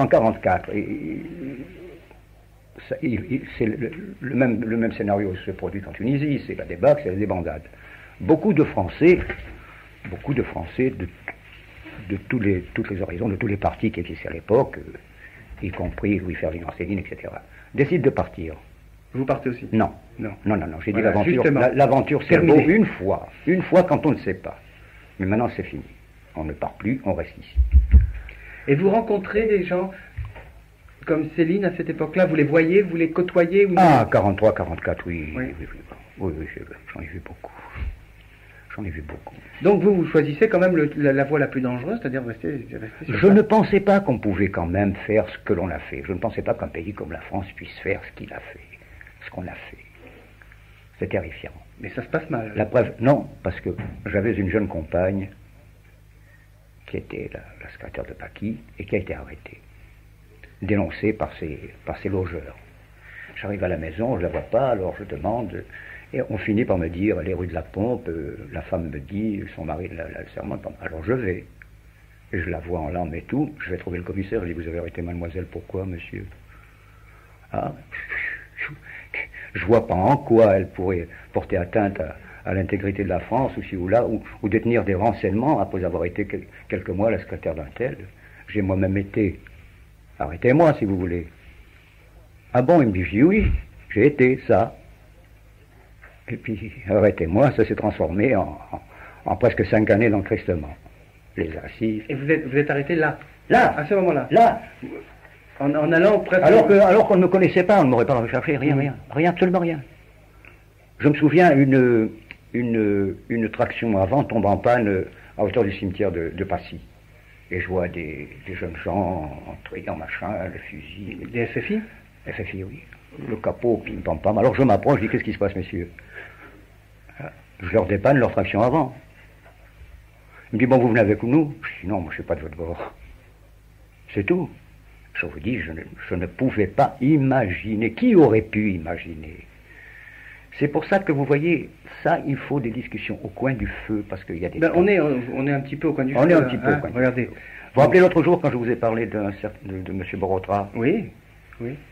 Je vous ai dit, M. Sanders, si vous pouviez trouver la presse tunisienne, mon frère de combat, feu Marcel Crozatier, le pauvre, père son âme, me disait, je pense que c'est à Toulouse. Mais à un moment donné, les Tunisiens, les Algériens demandaient qu'on rapatrie les archives. Oui. Mais les Tunisiens ne l'ont pas fait. Sont... Alors il faudrait que vous compulsiez un petit peu la presse tunisienne de ces années-là. Vous seriez soufflé par l'accueil réservé à Borotra. Alors c'est la même chose. Je vais faire une comparaison un petit peu. Quand Jean-Marie Le Pen arrive et qu'il s'adresse à la foule, les gens qui ont les tripes tordues et tout, ils peuvent exploser, c'est la joie, c'était pareil. Et Borotra est reçu en quelle année? 42. 42. Une fête formidable. Alors, les chantiers de jeunesse, la musique des chantiers de jeunesse, l'Alger était venu, la musique de la Légion, et alors c'était des joutes entre les deux, il y avait des concerts publics, il y avait des feux de camp de partout, il y avait la fête des provinces. Même les musulmans, même les tribus musulmanes étaient conviés à la fête des provinces. Je me souviens, on leur avait donné un peu de poudre noire avec leur mocassins. Pour faire la fantasia. La fantasie. Et alors, ils voulaient plus quitter le plateau. Tout. La poudre, ça partait. Enfin, une belle fête française où tout le monde était mêlé. Tout le monde était mêlé. Il a fallu que l'on crée cette espèce de haine. Et pour vous, ça se termine dans une prison pendant 5 ans? Pour moi, ça se termine dans les centrales les plus infâmes, les plus ignobles. Vous connaissez le récit, vous avez eu la gentillesse de le publier, M. Bergeron avec. Mais vous êtes traité comme un droit commun, là. Pire, parce que je vais vous dire quelque chose. Le 8 mai, l'armistice est signé quand? Le 8 mai 45. Oui. Bon. Nous étions dans ces réfectoires infects, là, dans les réfectoires infects avec notre pauvre... Le drogué? Le drogué, et puis notre pauvre gypsière, notre machine, notre musette, et puis le car. Et il restait quelques droits communs. On en avait laissé quelques-uns pour enseigner aux politiques comment... Parce que dans les centrales, il y avait ce qu'on appelait, d'un terme un peu barbare, que l'on ne retrouve pas, des confectionnaires. Pas des confectionnaires, des confectionnaires. Oui. C'est-à-dire qu'ils faisaient confectionner. Il y avait une grande papeterie qui s'appelait la papeterie du Sentier, la papeterie Hervé. Il y avait une fabrique de lits, je ne me souviens, de lits métalliques, et chaque centrale avait ses propres travaux, des travaux pour les prisons. Et à Poissy, ils faisaient les brosses. Mais qui étaient payés des clopinettes. Des clopinettes, voilà. C'est l'exploitation de malheureux. Pensez. Et le 8 mai, on rentre au réfectoire, et alors ils nous séparent. Les quelques droits communs, puis nous les politiques, les quelques droits communs, d'un côté les politiques. Tiens, qu'est-ce qui se passe? Et puis on voit deux matons arriver avec une espèce de chariot, un tonneau ouvert, un quart de vin au droit commun. Pour le 8 mai, pour l'armistice. Mais vous, les politiques, rien dit. Bon, expliquez-moi un petit peu, parce que je n'ai jamais compris, même en tant que droit commun, pourquoi on infligeait un tel traitement aux hommes. Ils se plaignent aujourd'hui des prisons. Alors justement, je sais que vous répugnez un peu de raconter ça, parce que vous avez failli y mourir dans cette sorte de maladie. Vous avez fait même une grève de la faim. Oui, 11 jours. Et une vraie grève de la faim. À Fontevraud, ça. Et vous en avez gardé des séquelles, certainement jusque maintenant. Le tube digestif esquinté, tout m'enflamme. Et c'est là qu'on se rend compte de la force de l'homme, vous savez. Quelle machine merveilleuse. Parce que quand on plongeait au mitard, on mangeait 1 jour sur 4. Et vous y alliez pourquoi au mitard? N'importe quoi, Ouais. n'importe. Vous penchiez un petit peu comme ça en regardant le voisin. Le maton était là, ah ça y est, vous parlez, parce que c'était la loi du silence, on ne pouvait pas parler, on ne parlait pas, rien. Alors il arrivait qu'on essayait de chuchoter un petit peu. Bon, il y en a qui étaient un petit peu coulants, mais il y en a pas. Alors ils appuyaient tout de suite, il y avait un bouton, et puis il y avait le truc comme les hôtels Une sonnerie pour appeler les... Oui, chez le surveillant général, et clac, allez hop, mitard, pim pam. Je suis rentré le 10 février, je suis parti... 10 février 45. 5. Je suis parti, j'ai quitté Poissy, je vais vous dire à la suite de quoi, si nous avons le temps. Ça mérite d'être... On a encore 5 bonnes minutes. Bon, on va abréger. Je suis parti le 10 ou le 15 mars, je ne me rappelle pas, sous une pluie... Paris était sous la neige. Alors nous étions en bure, et puis avec nos sabots, et ce qu'on appelait les cabriolets. Celui qui n'a pas connu les cabriolets, il n'a rien connu. Vous savez ce que c'est un cabriolet? Des grosses menottes? C'est une espèce de gros truc central avec des chaînes de vélo. Alors on enchaîne et puis il y a une clé à ça et le type serre. J'étais enchaîné à un pauvre vieux. Et les pieds aussi, non? Les pieds avec des grandes chaînes. Voilà, les pieds avec les chaînes aussi, Oui. qui sont reliées à la même chaîne qui tiennent. Non, pas celle-là. non, là on le faisait pas parce que il fallait marcher. Ouais. C'était déjà difficile avant. J'étais enchaîné à un pauvre vieux qui toutes les 3 à 4 minutes était pris de soubresaut, vous savez. Alors il tirait sur le cabriolet. Qui est un politique aussi? C'est un politique. Alors il avait été dénoncé par sa concierge parce que, vous savez, il n'y avait pas beaucoup de vrais politiques là. Hein, mais enfin bref. On appelait ça la vengeance des concierges, qu'ils m'excusent s'ils m'entendent, mais ceux de l'époque vivaient cloisonnés, épiant, le cordon, tout ça, bon. Et ce pauvre type était accusé de... Je ne me souviens plus. Enfin, c'est sa concierge. Il avait emmené la brigade de police et tout. Et les coups. Oui, t'es ceci, oui, t'es cela, oui, t'as fait ceci, le pauvre vieux. Non, c'est pas vrai. Ils ont appelé sa fille. Ils l'ont fait mettre à genoux sur une règle. Et sa fille avait une baguette. Et il l'a forcée à frapper sur les testicules qui pendaient de son père. Et chaque fois qu'elle voulait pas, elle prenait un grand gnon. Alors, on n'avait rien à envier à la Gestapo, ici et là. Et j'ai fait Paris, l'île de Ré, avec ce pauvre malheureux. Je n'ai pas pu fermer l'œil 10 minutes, parce que le trajet était long, il fallait aller dans les gares de triage de je ne sais où, vous savez. On est arrivé le surlendemain à la Palisse, qui est le port surlendemain, transféré à l'île de Ré. Alors, je vous disais, oui, on a quitté Poissy parce qu'il y a eu 2 braves types dans l'histoire, qui étaient M. Marie, le garde des Sceaux, et M. Amor, le directeur des prisons. Ils avaient décidé ensemble de réformer ce système pénitentiaire lamentable, ignoble, en se servant des politiques, sachant que les politiques finiraient par partir, mais pour lancer des camps, des ci, des là. Et nous avons échoué à l'antichambre du bagne, à la citadelle de l'île de Ré, avec les matons qui voulaient encore nous faire marcher au pas, gauche, droite, pim-pam. Là, on s'est révolté, on nous a transféré à la place Antoiras. Là, ça a été la relaxe et tout. Après, il y a eu le camp d'Épinal, on a fini avec votre confrère Roland Gaucher. Il faut ne citer que lui.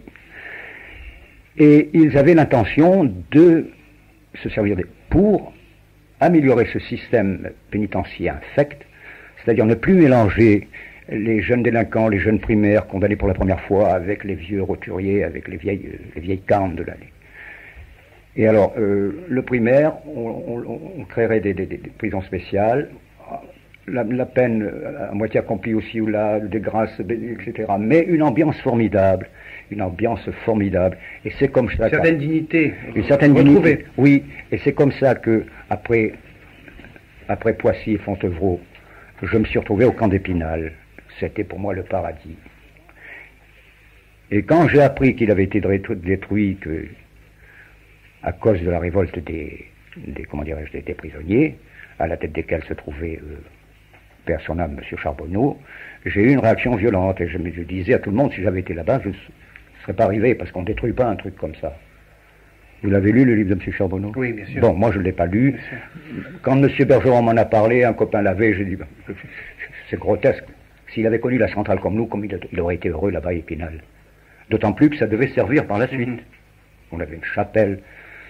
Toutes les semaines, on donnait un combat de catch, un combat de boxe, grâce au directeur, un directeur formidable. On donnait des spectacles. Ils ont joué l'Aiglon. Monsieur Gaucher était flambeau. Oui. Eh ben, c'était un bon départ hein, pour. Oui. Oui. Alors, voilà, on a un homme là qui demande à l'invité de bien vouloir donner sur l'antenne la référence du livre dont vous avez parlé, de la phalange africaine. Vous l'avez peut-être plus, ça, la référence, pour que les auditeurs puissent en profiter. Il n'y a pas eu de... Non, c'est l'œuvre d'un ami qui est décédé. Et vous l'avez, ce livre-là? Je le donnerai. Je l'ai perdu de vue, je vous le donnerai, vous me le prêterez, au moins. Je vous le prêterai, vous verrez, vous en tirerez des... Et on pourra le prêter. Il y a tous les noms des dirigeants, des officiers qui se sont battus et tout dans cette phalange africaine. Voilà. Alors, une dame, bouleversée par ce qu'elle entend, se demande si vous avez fait un livre, auquel cas, de vos souvenirs, auquel cas elle aimerait le lire. Non. Elle signale que la France métropolitaine ne sait rien vraiment de ce qui s'est passé, de ce que vous racontez. Oui. Alors je vais dire à cette dame que j'ai été sollicité plusieurs fois pour écrire. Je n'ai pas voulu le faire. Parce que je me disais, tu vas voir, ça aura l'air d'un esprit revanchard. Alors que, au mitard, je priais Dieu de m'aider à m'en sortir et surtout de faire en sorte que je puisse toujours m'enthousiasmer dans la vie. Je vous ai connu, Non, c'est pas du blablabla. Oui, c'est gentil, mais... Vous vous souvenez comment on s'est connus? Oui. Comment? On s'est rencontrés. Non. Si. Non, monsieur. Vous m'avez écrit à présent. À propos de quoi? À la première fois, je ne sais plus. Voilà, vous voyez comme je suis. À propos d'une fleur. Exactement. Vous aviez parlé de cette espèce de chienne qui venait de mourir, là, que nous avons connue, nous, dans notre jeunesse. Dolores Ibaruri. Oui. Et vous avez dit, comme le type... La Passionaria. Comme le type de, je ne sais plus si c'est Europe ou Luxembourg, vous avez donné la traduction de la Passionaria, fleur de la passion. Alors, je vous ai écrit en vous disant, non, monsieur, non, je regrette. Plus. Non. Hein? Et je vous ai offert, je vous en ai même offert. C'est vrai. C'est la preuve que je connaissais le sujet. Qui est resté longtemps sur mon bureau. Oui. Je vous ai envoyé des photos en vous disant voilà la fleur. Voilà la fleur de la passion. Et si vous prenez le Larousse, vous verrez, il y a la couronne d'épines, on décrit la couronne d'épines, les clous, etc., etc. Tout à fait. Et cette fleur-là nous a emballé dans notre jeunesse. Je vais vous dire pourquoi, parce qu'elle était belle, c'est une plante grimpante, elle n'a pas de tige. Vous voyez, j'ai dû faire des petits trucs. C'est ma compagne qui vous les a fait en coton. Mais quand on enlève le pistil, il y a un creux, c'est rempli de sucre. Et on se régalait comme ça. Voilà la fleur de la passion. Bien, je continue avec les deux dernières questions. Avez-vous connu l'amiral Derrien, parti de Bizerte à l'arrivée des Allemands? Il est mort à l'hôpital de Constantine en 1946 et 5 jours avant sa mort, on lui a rendu ses décorations, son uniforme. Oui, vous en parlez dans votre article. Oui, Monsieur Figueras. Monsieur Figueras. Non, je sais combien d'amiral dans la tempête dont on a parlé. 11 amiral dans la tempête. Oui, et c'est lui qui cite l'amiral. Voilà, on peut d'ailleurs profitons-en parce qu'on peut relire ce beau livre de... Non, je savais qu'il était là-bas, mais enfin, je n'ai pas été emmené à le rencontrer. Non. Et donc, un autre auditeur, un homme, nous signale qu'en avril 1944, le colonel Christophin, si ça vous dit quelque chose, et le colonel Magnien ont été fusillés et c'était deux officiers de la phalange africaine. Oui. Le colonel Christophin et Christofini. C'est peut-être Christofini. Christofini, je crois. Oui. Ce qui sonne plus tunisien de l'époque. Voilà. Monsieur Lamoine, encore merci. Et vous voyez que vous avez peut-être tort de ne pas vouloir les écrire ces souvenirs, parce que si vous ne le racontez pas, personne ne le racontera. Et des réactions nous montrent que des gens ignorent cette histoire. Et moi-même, la phalange africaine, pourtant je suis passionné par cette période et ces choses-là, je la connais très mal, et je crois qu'il y a un livre à faire avec ses insignes, avec ses uniformes, avec des anecdotes, avec des souvenirs, mais ça, ce sont vos souvenirs. Encore merci en tous les cas. Merci à vous. Alors, des réactions, beaucoup de réactions, toutes les réactions favorables, sauf une. Bien sûr, je la lis parce qu'on lit tout, c'est le jeu à Radio Courtoisie. Trouve que l'intervenant passe sous silence trop de faits gênants, je crois pas. Non, parce que vous assumez. On manque de temps. Voilà. Quand il est rentré en France en 43-44, de quelle milice était-il parti? Il vous a raconté qu'il faisait pas partie d'une milice. Aucune milice, hein, bon, il l'a dit. Il ne faut pas oublier les Français qui ont été torturés et tués par des gens de son parti. Absolument pas. Bon, Oui, on non, lit tout. non, la polémique, là, j'ai déjà lu ça sur Minute, j'ai déjà lu ça sur... Bon, et puis, ce qui est un peu exagéré, là, ça je le lis pas parce qu'il y a quelque chose contre Bassillac, c'est pas la peine. Alors, en revanche, pourquoi lisez non, ça c'est pas lié, ça. Il est normal que, comme Brasillac, on paye ses fautes, enfin bon. Ah bon. Moi je suis bon, Oui. là-dessus, ils sont aussi. Alors, mais en revanche, merci pour cette émission. Mon père a suivi exactement le même itinéraire en ce qui concerne les camps dont vous venez de parler. C'est un homme. Et enfin, encore un message, parce qu'on abrège et qu'il faut continuer, d'une jeune femme, message d'émotion d'une Tunisienne qui était en Tunisie pendant la guerre. Très émue de vous avoir entendu parler de ce temps-là. Vous voyez que on a remué des choses et on a remué des émotions aussi. C'est le but de votre témoignage, parce que, je vous le répète encore une fois, ce sont des souvenirs que l'on entend peu, parce que ce sont, Dieu sait s'il y a beaucoup de littérature dans l'autre sens, et très peu de bonnes, et très peu de vraies dans ce sens-là. Mais vous voyez, je vous disais, c'est trop court, parce que une réaction comme celle de monsieur à propos de Brasillac, où on paye, je répondrai que nous n'avons jamais touché un cheveu de qui que ce soit. Bien sûr, mais je dirais à ce monsieur... Vous répondriez mieux dans un livre, parce que ça resterait. Voilà. Oui, mais enfin là, vous voyez, peut-être que s'il m'entendait, après tout, s'il est un homme d'honneur, il dirait oui. Je dirais à ce monsieur que je n'avais même pas d'avocat, parce que l'avocat devait nous défendre tous les deux, et qu'il m'a laissé tomber, et le président a eu la gentillesse de dire, monsieur Lamoine, si vous voulez que nous reportions le procès, on va le reprocès. Je lui ai dit non, monsieur le président, on passe. Je ne pensais pas à ça. Hein. Une petite minute. Que j'ai sauvé la tête de justesse grâce au président, j'ai pris perpète, 6 mois après j'étais commué en 5 ans. Il fallait pas être un bandit, si j'avais été un bandit, j'aurais pas été, sans même faire la moindre demande. Commué en 5 ans de prison. Par une grâce de je ne sais qui à l'époque. Alors, quand on vient nous parler, oui mais, il faudra dire à ce monsieur qu'on tue dans tous les coins de rue à Paris. Hein. Bien sûr.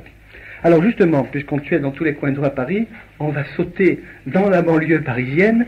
Et j'ai demandé à Caroline Parmentier, qui s'est fait une spécialité un petit peu dans le journal présent d'un groupe dont on parle beaucoup, et d'un groupe dont elle va nous parler. Je vous donne un petit peu la parole à ce propos. Bien sûr, bien sûr. Écoutez, il y a Emmanuel Bourseret qui reste avec nous, il y a DG, il y a Victoria, il y a Philippe qui est derrière sa glace et qui n'hésite jamais à intervenir au bon moment et quand il le faut. Je ne veux pas accaparer l'antenne. Et donc... Alors, je passe à DG.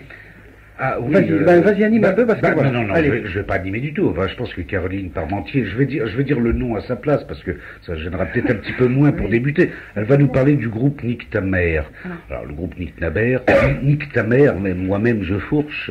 C'est un groupe extrêmement intéressant qui est subventionné et au moins encouragé par le brillant ministre de la Culture que le président de la République a donné à la France.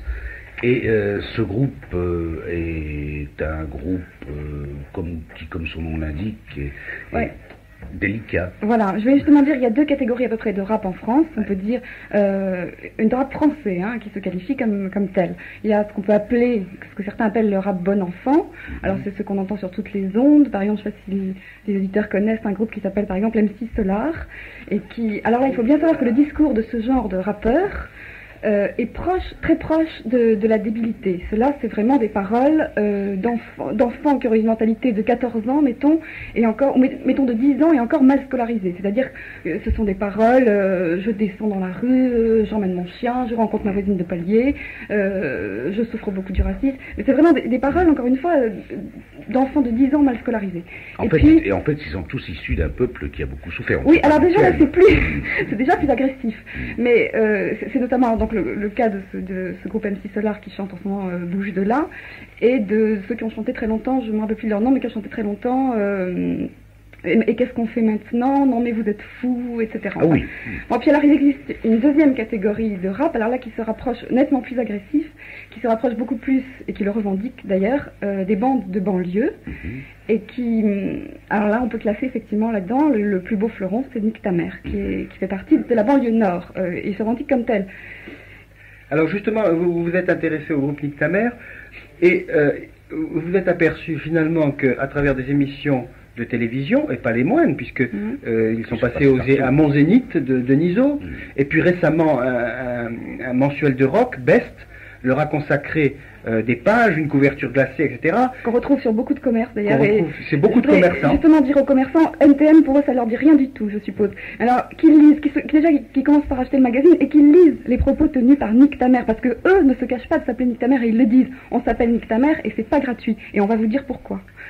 Alors, et quand je vois que le métro aussi, la RATP, affiche sur ses murs cette même affiche, alors que dans les interviews, les Nick ta mère expliquent très clairement qu'ils viennent de lancer un mouvement, alors je pense que c'est un mouvement pour eux, mais qui s'appelle Fuck the RATP. C'est-à-dire Nick la RATP. Voilà. Et le métro va continuer de mettre des un petit peu plus vulgaire. Voilà. Alors, j'aimerais aussi revenir sur leur interview dans Mon Zénith, où ils ont été particulièrement haineux à l'égard de la police. Est-ce qu'on peut citer un petit peu ce qu'ils avaient dit à cette époque-là? Oui, alors généralement ils refusent de passer à la télévision, mais là ils savaient qu'ils pourraient dire ce qu'ils voulaient, puisque c'était Michel Denisot qui s'essaye, on le sait beaucoup, à déchavaniser, et donc qui se faisait vraiment une gloire de les recevoir et de leur laisser vraiment dire ce qu'ils voulaient. Et ce qui était assez plaisant justement, c'est que les Nick ta mère, quoi qu'on fasse, qu'on les traite bien, qu'on leur tire les bottes ou qu'on leur parle, de toute façon, prennent les journalistes plus bas que terre. Et ça c'est très bien. Ils ont bien raison. Et alors Denisot, du coup, de plus en plus gêné, moyennant quoi s'est fait traiter très très mal. Enfin, il leur demande. Quelques exemples, Caroline, vous en avez, je pense.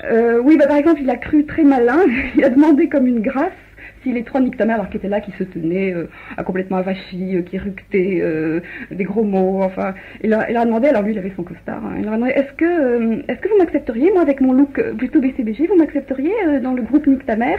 Alors les autres, écroulés de rire évidemment, ouais, pas de problème, rien à foutre, si tu veux, mais on te rappelle quand même qu'on est complètement intolérant, il faut bien que tu saches qu'on a la haine, et surtout comme toi, ils ne sont pas gênés pour le lui dire. Alors ça c'était à usage de Denisot, bon, pourquoi pas, mais il y a eu des choses plus graves qui ont été des insultes proférées à l'égard de la police, et quoi notamment? Voilà, alors on a le droit dans ce genre d'émission, on a 3 reportages qu'on choisit soi-même. Et ils ont demandé un reportage sur Laurent Wetzel, alors ce gros con de Laurent Wetzel.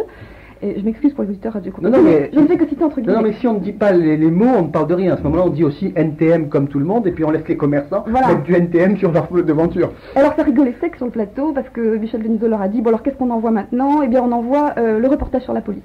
Et alors le reportage sur la police, on montrait des policiers naturellement, en train de taper sur des jeunes beurs, en train de se comporter comme des brutes, et leurs yeux, enfin même comme c'est la loi, étaient cachés. Les yeux des policiers. Les yeux des policiers, voilà, ça y avait un carré. Alors Nick ta mère, furieux, on dit mais pourquoi est-ce que leur gueule était cachée? Oh mais c'est la loi, dit Denisot, on ne peut pas faire autrement. Ah bah alors, franchement, merde, on n'a pas vu leur bonne gueule de Gorée. De vrais mulets, enfin bon, ils en ont remis là-dessus, mais ils pouvaient en dire ce qu'ils voulaient. De toute façon, encore une fois, le plateau était plus que complaisant. Et ça, alors ça s'est passé il y a ça quelques temps. Ça s'est passé exactement le 5 mai, le dimanche 5 mai. Je crois qu'à la suite de leur intervention, et précisément traitant les policiers de Gorée, ils ont eu quelques petites retombées. 20 jours plus tard, le 25 mai, les Nick ta mère, il faut savoir que les Nick ta mère sillonnent toute la France. Ils sont reçus en province, ils donnent des concerts, et pour un public de plus en plus jeune. Ils le disent eux-mêmes, on a un public de 12-15 ans à peu près. Et, les mamans sont contentes? Il faudra leur demander, en tout cas, c'est un peu cloche. Et donc, ce jour-là, Nick ta mère part pour Angoulême pour un concert. Un concert pour le festival d'Angoulême, je crois que c'est le festival rap. Et ils prennent le train est en grève. Et ils sont accompagnés par un reporter du magazine Rock Best, justement, qui leur colle amoureusement au basket pendant 3 jours. Et puis, pour faire un reportage sur un groupe pas comme les autres. Un groupe qui veut faire bouger les choses. Oui. Et alors, Nick ta mère les traite, effectivement, dès que le journaliste arrive, ils disent, écoute, de toute façon, on déteste le rock, tu le sais très bien, on déteste le rock quand Nick, sa mère, au rock, enfin, l'intelligence, le niveau, parce que il l'aboie hargneusement à tout propos. Et d'ailleurs, ils ont dit aux journalistes, ton magazine n'en a rien à foutre, mais il faut pouvoir véhiculer notre truc, c'est-à-dire il faut qu'on soit connu. Alors Nick, sa mère, à Best, il dit, et d'ailleurs tu vas porter nos platines, nous, faut voir ce que c'est les platines, parce que c'est assez lourd, nous on prend le train, on te retient une place si on peut, et tu nous rejoins avec les platines. Et alors le journaliste l'a fait, il a continué à les suivre, alors après tout, je vois vraiment pas pourquoi il changerait de ton, franchement... Bah oui. Et maintenant dans ce train, donc jour de grève du TGV Paris-Angoulême, les gens se bousculent, le TGV arrive avec 3 heures de retard. Quand les NTM jouent des coudes, ils parviennent à s'asseoir sur les banquettes, bousculant les femmes, les petites filles, les femmes enceintes, et ils s'assoient. Et à ce moment-là arrive un ménage. En bref, ils niquent tout le monde, pas seulement leur mère. Oui, Oui, enfin l'enfer, il faudrait leur en parler justement, parce que c'est ni ta mère Oui, justement, d'autrui. Caroline, vous continuez cette anecdote, et puis, parce qu'on a déjà une réaction de quelqu'un qui demande quel est le sens de Nick ta mère. Mais voilà, Et moi, mais ça, je l'ai c'est pas. de dire, je vous c'est donne la le- parole. ouais, Oui, ça, je vois un justement. petit peu la parole. Alors je termine juste mon anecdote et après Ouais. je vous laisse parler. Donc les NTM sont montés dans ce train, arrive un jeune ménage, l'air fatigué par 3 heures d'attente sur le quai, qui demande, qui voit d'abord qu'ils sont vautrés sur les banquettes largement et qu'ils ont mis leur matériel sur 2 sièges. Alors le monsieur s'approche avec sa femme et demande est-ce qu'on peut se mettre, est-ce que la place est libre? Non, c'est réservé. Il lui répond Cool Chain, c'est un nom de scène d'un des 3 rappeurs, c'est-à-dire le leader du groupe. Et non, c'est pris. Ah bon, dit le monsieur, mais écoutez, ma femme est très fatiguée et il s'assoit quand même sur le matériel. Alors là, les Nick ta mère le prennent très très mal parce que quand ils laissent libre cours à leur charmante nature, d'une autre façon que verbale, ils cognent, ils le prennent par le col, ils lui défoncent l'arcade sourcilière. Et sa femme est prise d'un malaise. Donc le type gila en sang.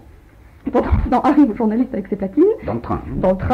Qui raconte il faut bien comprendre que le monsieur avait écrabouillé une partie de matériel et que les Nick ta mère ont été très énervés.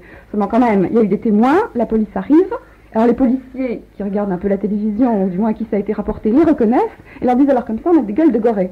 Alors ils sont embarqués au Ambiance. texte sous les acclamations du public qui a vu comment il se comportait. Mais alors le monsieur par contre est pâle, effectivement, et verdâtre, il bafouille qu'il préfère pas porter plainte. Par peur de représailles. Voilà. Alors les 3 garçons, bon, tout ce que vous pouvez imaginer, ils arrivent au commissariat, Cool Chain, toujours le même leader, entame un rap inédit Fuck the Police, donc les policiers, Nique la police. avec une patience exemplaire, prennent leur nom, alors ils leur disent n'importe quoi, leur nom de scène, Goré, et puis le policier, les Nick ta mère, les policiers en vérifiant s'aperçoivent que 2 des rappeurs n'ont pas fait leur service militaire. Ils ont échappé frauduleusement à leur service militaire. Recherché pour insoumission. Voilà, délit d'insoumission. Alors c'est beaucoup pour la journée, coups et blessures, délit d'insoumission et insultes à la police. Malgré tout, ils sont gardés l'après-midi, et ça c'est toujours le même journaliste qui le raconte, le même journaliste de Best. Alors lui, il est resté avec ses compagnons dans l'épreuve, avec ses bons amis, et ils sont relâchés le soir. Voilà. Est-ce que vous voulez dire, Caroline Parmentier, qu'à notre grande stupeur, actuellement, ils ne sont pas au trou Ah bien sûr que non, non. Ah Non, bon par contre, ils sont très mécontents d'avoir été privés de leur concert à Angoulême. Ils ont été un petit peu retardés, et le journaliste écrit dans Best, c'est bien la faute de la police en a voulu autrement, voilà pourquoi. Alors attendez, là j'en ai retrouvé la citation.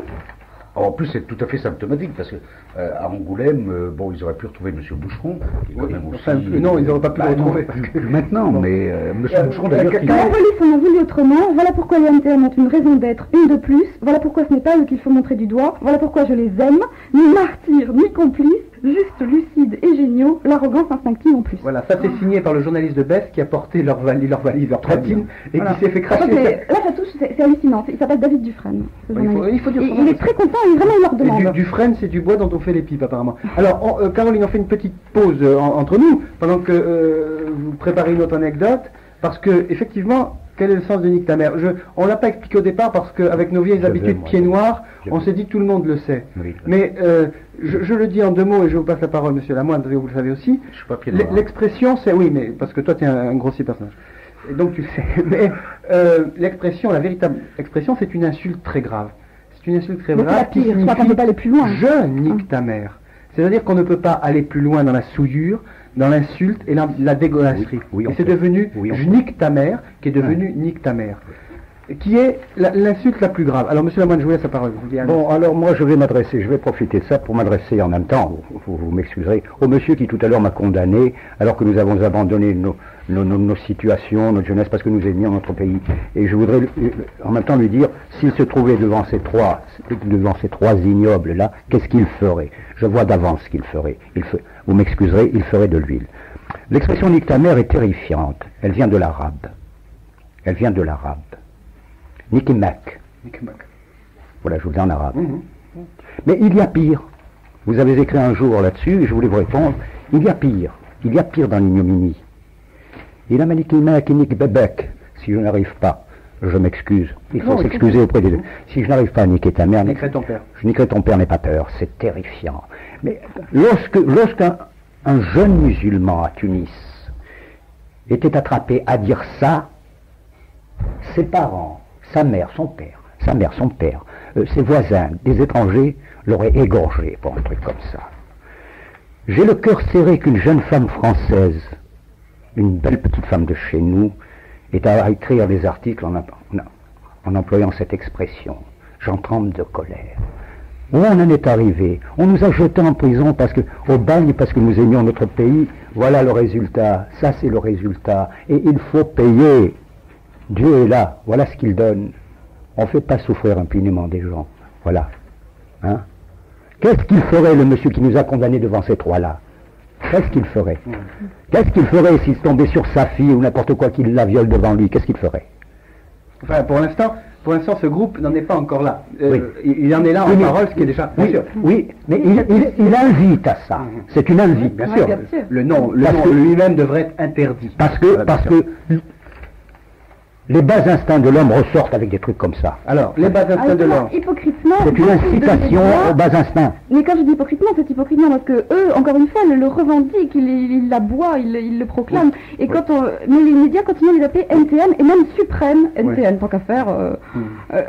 Bien, alors je crois qu'il y avait eu quelque chose de plus grave, encore plus grave que ça peut-être, dans la mesure... J'espérais que tout le monde ne sait pas ce que ça veut dire, parce que quand on voit par exemple que le 25 avril dernier, les Nick ta mère donnent un concert, ils sont les vedettes du Festival de Rennes. C'est-à-dire que, il faut savoir comment ça se passe. Oui, je l'ai lu. 13 lycées se servent des fonds d'urgence débloqués par Jospin après les manifestations d'étudiants, sont des fonds culturels, en principe, se servent de cet argent pour financer un concert gratuit et inviter tous les élèves à aller applaudir NTM. Alors, et ça se passe à Rennes. Ça se passe à Rennes avec l'appui de Ouest France.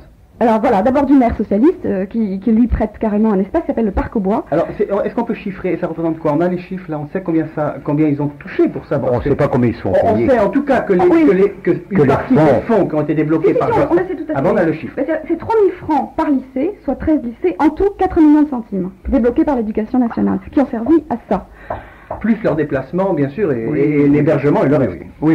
Alors, quand on dit que les gens ne comprennent pas, c'est pas vrai. Le journaliste de Ouest France qui les a suivis, qui a fait sur 3 colonnes des articles annonçant, racontant, même un concours qui a été organisé par Ouest France pour gagner des places. Alors, je vois pas ce qu'on peut avoir mieux que des places gratuites, des places avec des photos, par exemple. Des places où on vous payait pour assister.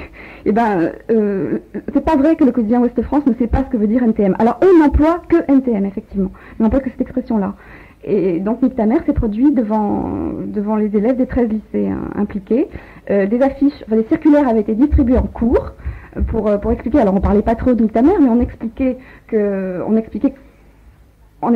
qu'on pouvait se rendre gratuitement à ce concert, qu'il y aurait parmi les groupes Pigalle, NTM et beaucoup d'autres groupes de rap. Mais les vedettes étaient effectivement NTM. Les circulaires ont été distribués, plus des affiches en classe, et des affiches énormes, absolument hideuses d'ailleurs, sur le festival de Rennes. Et donc, vraiment, on ne pouvait pas l'ignorer. Les professeurs qui ont fait semblant de l'ignorer, qui l'ont ignoré, sont coupables. Alors, ils sont coupables soit de lâcheté, soit de démagogie, soit de peur d'être accusés de racisme. De toute façon, ce sont des minables et ils n'ont rien fait. Alors, il y a juste 2 témoignages intéressants. Enfin, un professeur qui a expliqué, qui a déclaré que Nick ta mère, comme animation culturelle ou éducative, il n'en croyait pas ses yeux. Enfin, jamais l'éducation nationale n'aurait osé un tel scandale.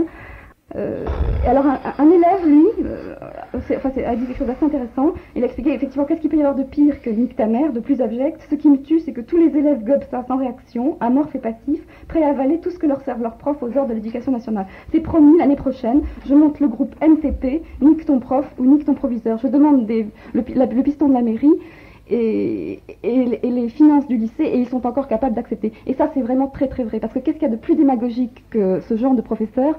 Je vois pas, de plus lâche. Alors, ceux qui ne le savaient pas ont eu la possibilité, parce que depuis, je sais qu'il y a des professeurs qui m'ont écrit ou qui m'ont téléphoné, qui m'ont dit qu'ils avaient affiché mes pages sur Nick ta mère dans les lycées, et que certains professeurs leur avaient dit quoi, mais NTM, vraiment, c'est exactement ça. Mais dans ce cas-là, il faut se renseigner, il faut savoir pour qui on fait un concert gratuit et où est-ce qu'on va envoyer les petits élèves le vendredi soir. Alors, on continue sur le sujet parce qu'il y a beaucoup de réactions. Une femme, à propos du groupe NTM, très éprouvant et humiliant pour notre population. Assez de souillure. Que se passerait-il si de jeunes Français faisaient un groupe d'insulteurs des mosquées dans les mêmes termes orduriers? Que se passerait-il? Que se passerait-il? Poser la question, c'est y répondre. On nous dit encore, est-ce que l'on connaît la nationalité ou l'origine de ces NTM? Oui. Ils sont tous les 3 français. Oui. Un est antillais. Un black. Oui. Comme on dit. Et c'est Kulchen, donc c'est le leader. Et c'est d'ailleurs, oui. Et les 2 autres sont français. Et issus de issus d'un peuple qui a beaucoup souffert. Alors oui, ça c'est assez... Oui, effectivement, ils se revendiquent gosses des banlieues. Oui. Il faut bien savoir que les Nic ta mère bénéficient d'énormes financements, dont celui de Jack Lang. Alors voilà, c'est ça qui est intéressant. Voilà. C'est vraiment un gros tas d'infériorité Oui. sur un gros tas d'argent, parce que Oui. lorsque Jack Lang a honoré le rap et l'a encouragé, à ce moment-là, il y a eu des finances débloquées par le ministère de la Culture pour le rap en général. Et parmi les rappeurs qui étaient considérés comme les jeunes espoirs justement du rap et de cette nouvelle forme d'art, ainsi que l'a décrit Jack Lang, il y avait le groupe Nic ta mère. Et depuis, leur ton n'a pas cessé de monter. Et je vois vraiment pas pourquoi ils se priveraient, vraiment. Ah bah écoutez, moi dans le même genre, ce matin j'ai écouté une cassette, vous en avez peut-être entendu parler, on était en train de la décrypter là, c'est une cassette appelée cassette capote.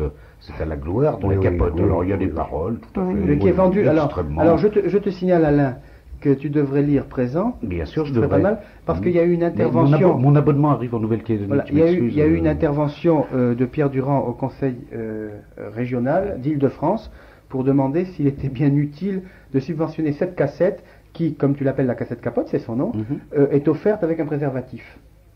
En plus. Je l'ai reçu Ben oui, sans, moi. oui, ben, tu as reçu ça parce qu'on te l'a piqué. C'est la poste qui l'a piqué au passage. Pourquoi Mais voilà. Mais pourquoi nous sommes vieux jeux. Nous sommes Oui, vieux jeux. bien sûr. Hein, on aurait dû se monter une fabrique de capotes, pourquoi vous n'y avez pas songé? Voilà. Il faut bien savoir que les Nic ta mère, On ne parle plus que de la actuellement, s'ils nous capote, écoutent ou maintenant. s'ils écoutent les radios, les chaînes, doivent bien rigoler encore une fois, parce que vraiment, je vois pas, chaque fois qu'on commence le piratin, ils ont encore les moyens de se permettre davantage. Et il faut voir quels sont leurs propos, parce qu'encore une fois, ils ne se privent, on peut pas dire que c'est la langue de bois, hein. C'est la rage de Nic ta mère, la haine de Nic ta mère, le racisme de Nic ta mère, et ça, ils le revendiquent, intolérant et raciste, et ils revendiquent aussi d'avoir gagné leur croûte par des combines on ne peut plus louches, et de mépriser les pauvres honnêtes et les pauvres minables honnêtes. Ils le disent, quand tu n'as pas envie de bosser ou de demander la charité, certaines facilités s'ouvrent à toi au-dessus des lois. Pour être là où on est, il a fallu qu'on fasse des trucs louches pour pouvoir manger, précise-t-il. Nos lois de survie ne sont pas les mêmes, ce sont les lois des banlieues. Et eux revendiquent encore une fois d'être proches des casseurs et souhaitent la déstabilisation de la société française, l'anarchie dans la société française. Alors dans ce cadre, on a eu récemment l'invitation de groupes assez intéressants aussi chez Madame Cresson. Voilà, oui, quand elle est venue à Orly, elle a trouvé très bien, quand elle est venue avec son tailleur Chanel, de venir demander aux jeunes rappeurs d'animer la soirée, la garden party. Pourquoi à Orly? Qu'est-ce qui se passait à Orly? Il y avait des Après des émeutes. après les émeutes. C'était à Orly? Oui. Ah d'accord. Et alors, donc elle leur a dit, vous savez, j'ai un très très grand jardin, leur a-t-elle dit très très Marie Chantal, qui est très vide, sans cri d'enfant ni rien. Alors ce qui serait très très bien, ce serait que vous veniez animer un peu la soirée et rapper. Et alors ils sont venus rapper, effectivement. Alors c'est pas Nic ta mère, parce que Nic ta mère, eux, ils auraient carrément tagué tous les murs de Matignon, ils lui auraient craché à la figure, et voilà. Alors Ça aurait été bien. Oui. Mais content. Moi, c'est la seule chose qui me console, c'est de dire à propos des professeurs là, qui commencent à se faire taper sur la figure dans beaucoup d'endroits, C'est vrai. et que ça va aller de plus en plus, et que ça va même descendre dans les écoles primaires. Alors, Moi, veux je dire, vois ça. ouais, Présent est pratiquement le seul journal qui ait dénoncé NTM. On n'en parle jamais. Il y a eu une brève dans le Figaro littéraire pour dire qu'ils avaient bénéficié de subventions, pour dire qu'ils avaient été au Festival de Rennes, les vedettes, etc. Mais on ne disait même pas, on ne parlait même pas d'eux ni de leurs revendications, on soufflait à peine leur nom, enfin leur véritable nom. Alors, pourquoi aucun journal n'en parle? Pourquoi il n'y a que Présent vraiment jusqu'à présent qui en ait parlé? Alors, encore beaucoup de réactions. Quelle est la nationalité de ces raps? Bien souvent, on l'a dit tout à l'heure, ils sont issus de peuples qui ont beaucoup souffert, comme ils disent. Hein, Caroline Parmentier vous l'a dit au début, hein, il y a le rap du Nord, le rap du Sud. Ils se revendiquent comme rappeurs français, mais ils sont souvent... C'est-à-dire la banlieue Nord et oui, la banlieue... oui, c'est ça, voilà. Banlieue Nord, banlieue Sud. Mais bien souvent, ce sont soit des groupes blacks, ou des groupes d'origine maghrébine.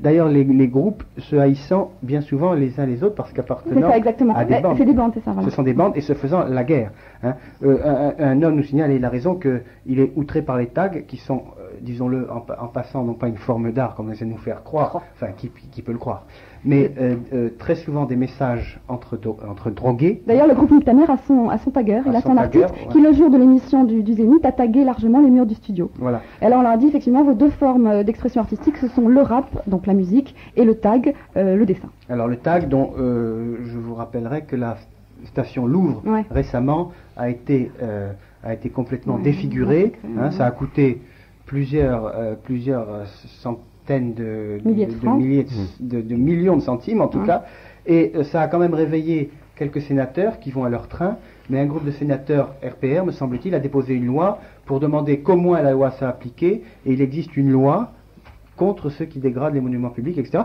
qui peut même être puni de prison, hein, et d'amende très lourde et de prison. Il suffirait d'appliquer la loi. Hein, mais ça va aussi à un train de sénateurs.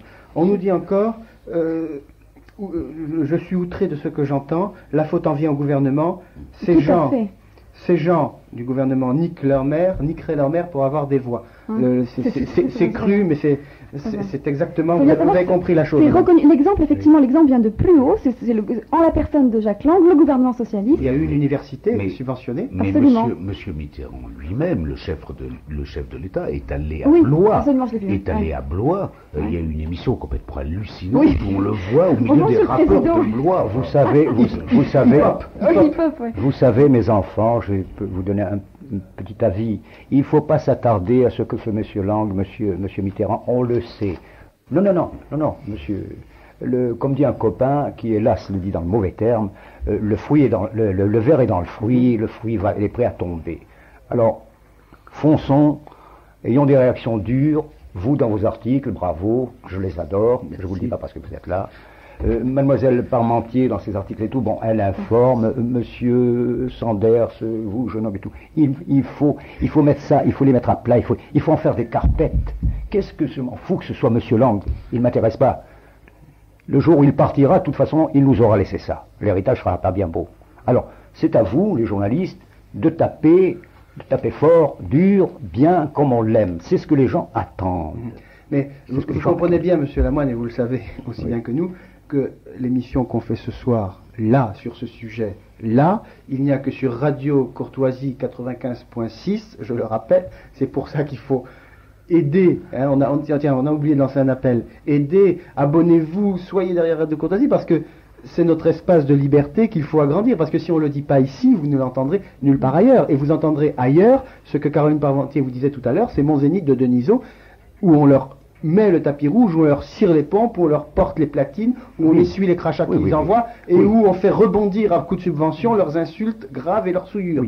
Alors, il y a une demande. Est-ce que vous avez, je finis sur une question, on demande si les numéros de présents dans lesquels sont parus ces articles, est-ce qu'on les a, les coordonnées? Il y a le présent du lundi 10 juin. Lundi 10 juin. Le numéro du lundi 10 juin. Puis, attendez. Il y a celui du 6 mai, présent du 6 mai. Bon, alors 6 mai, 10 juin. Et puis il y a celui d'avant-hier, là, c'était quand, là? Celui d'hier. Ça doit être, on avoir la date derrière, non? C'est celui il est sorti lundi, c'est ça? Mercredi. Celui du mercredi, donc. Daté du 2. Du 2 juillet. Du 2 juillet. Voilà. Ce sont des numéros que vous pouvez vous procurer aisément en les commandant ou en venant les chercher. Ce sont un début de dossier qui commence à prendre forme. Sur l'affaire de Rennes, il y a une page entière. Sur l'affaire du journaliste du journal Best, il y a une page entière. Il y a de longs articles sur l'affaire du train. Et c'est pas fini parce que Nick Tamer a des tas de projets. Ils l'ont annoncé. D'ailleurs, ils vont monter une boîte de production pour bien, comme ils disent, pour bien emmerder tous les tubes du top 50 et pour faire leur propre maison de production. Ils lancent donc le mouvement Fuck the RATP. Leur prochain rap, c'est Fuck the Police. Et voilà. Et je vois vraiment pas pourquoi, encore une fois, ils changeraient de ton. C'est des petits opportunistes et des vicelards. C'est des vicelards. Oui, mais c'est des vicelards. Mais ça n'est pas eux les plus coupables. C'est pas eux, par exemple. Il y a une page du Monde qui a été consacrée au moment du printemps de Bourges, au groupe NTM, avec photos, articles élogieux et tout et tout. Voilà. Oui, d'accord. On parlait de Best tout à l'heure, où au moins ils ont l'excuse. Non, ils n'ont pas l'excuse parce que c'est un magazine de rock. Et vouloir même comparer, même un tout petit peu, le rock'n'roll, dont on parlera, tiens, un jour. Le rock'n'roll avec le rap, c'est déjà, pour un magazine qui se prétend rock, c'est déjà grave.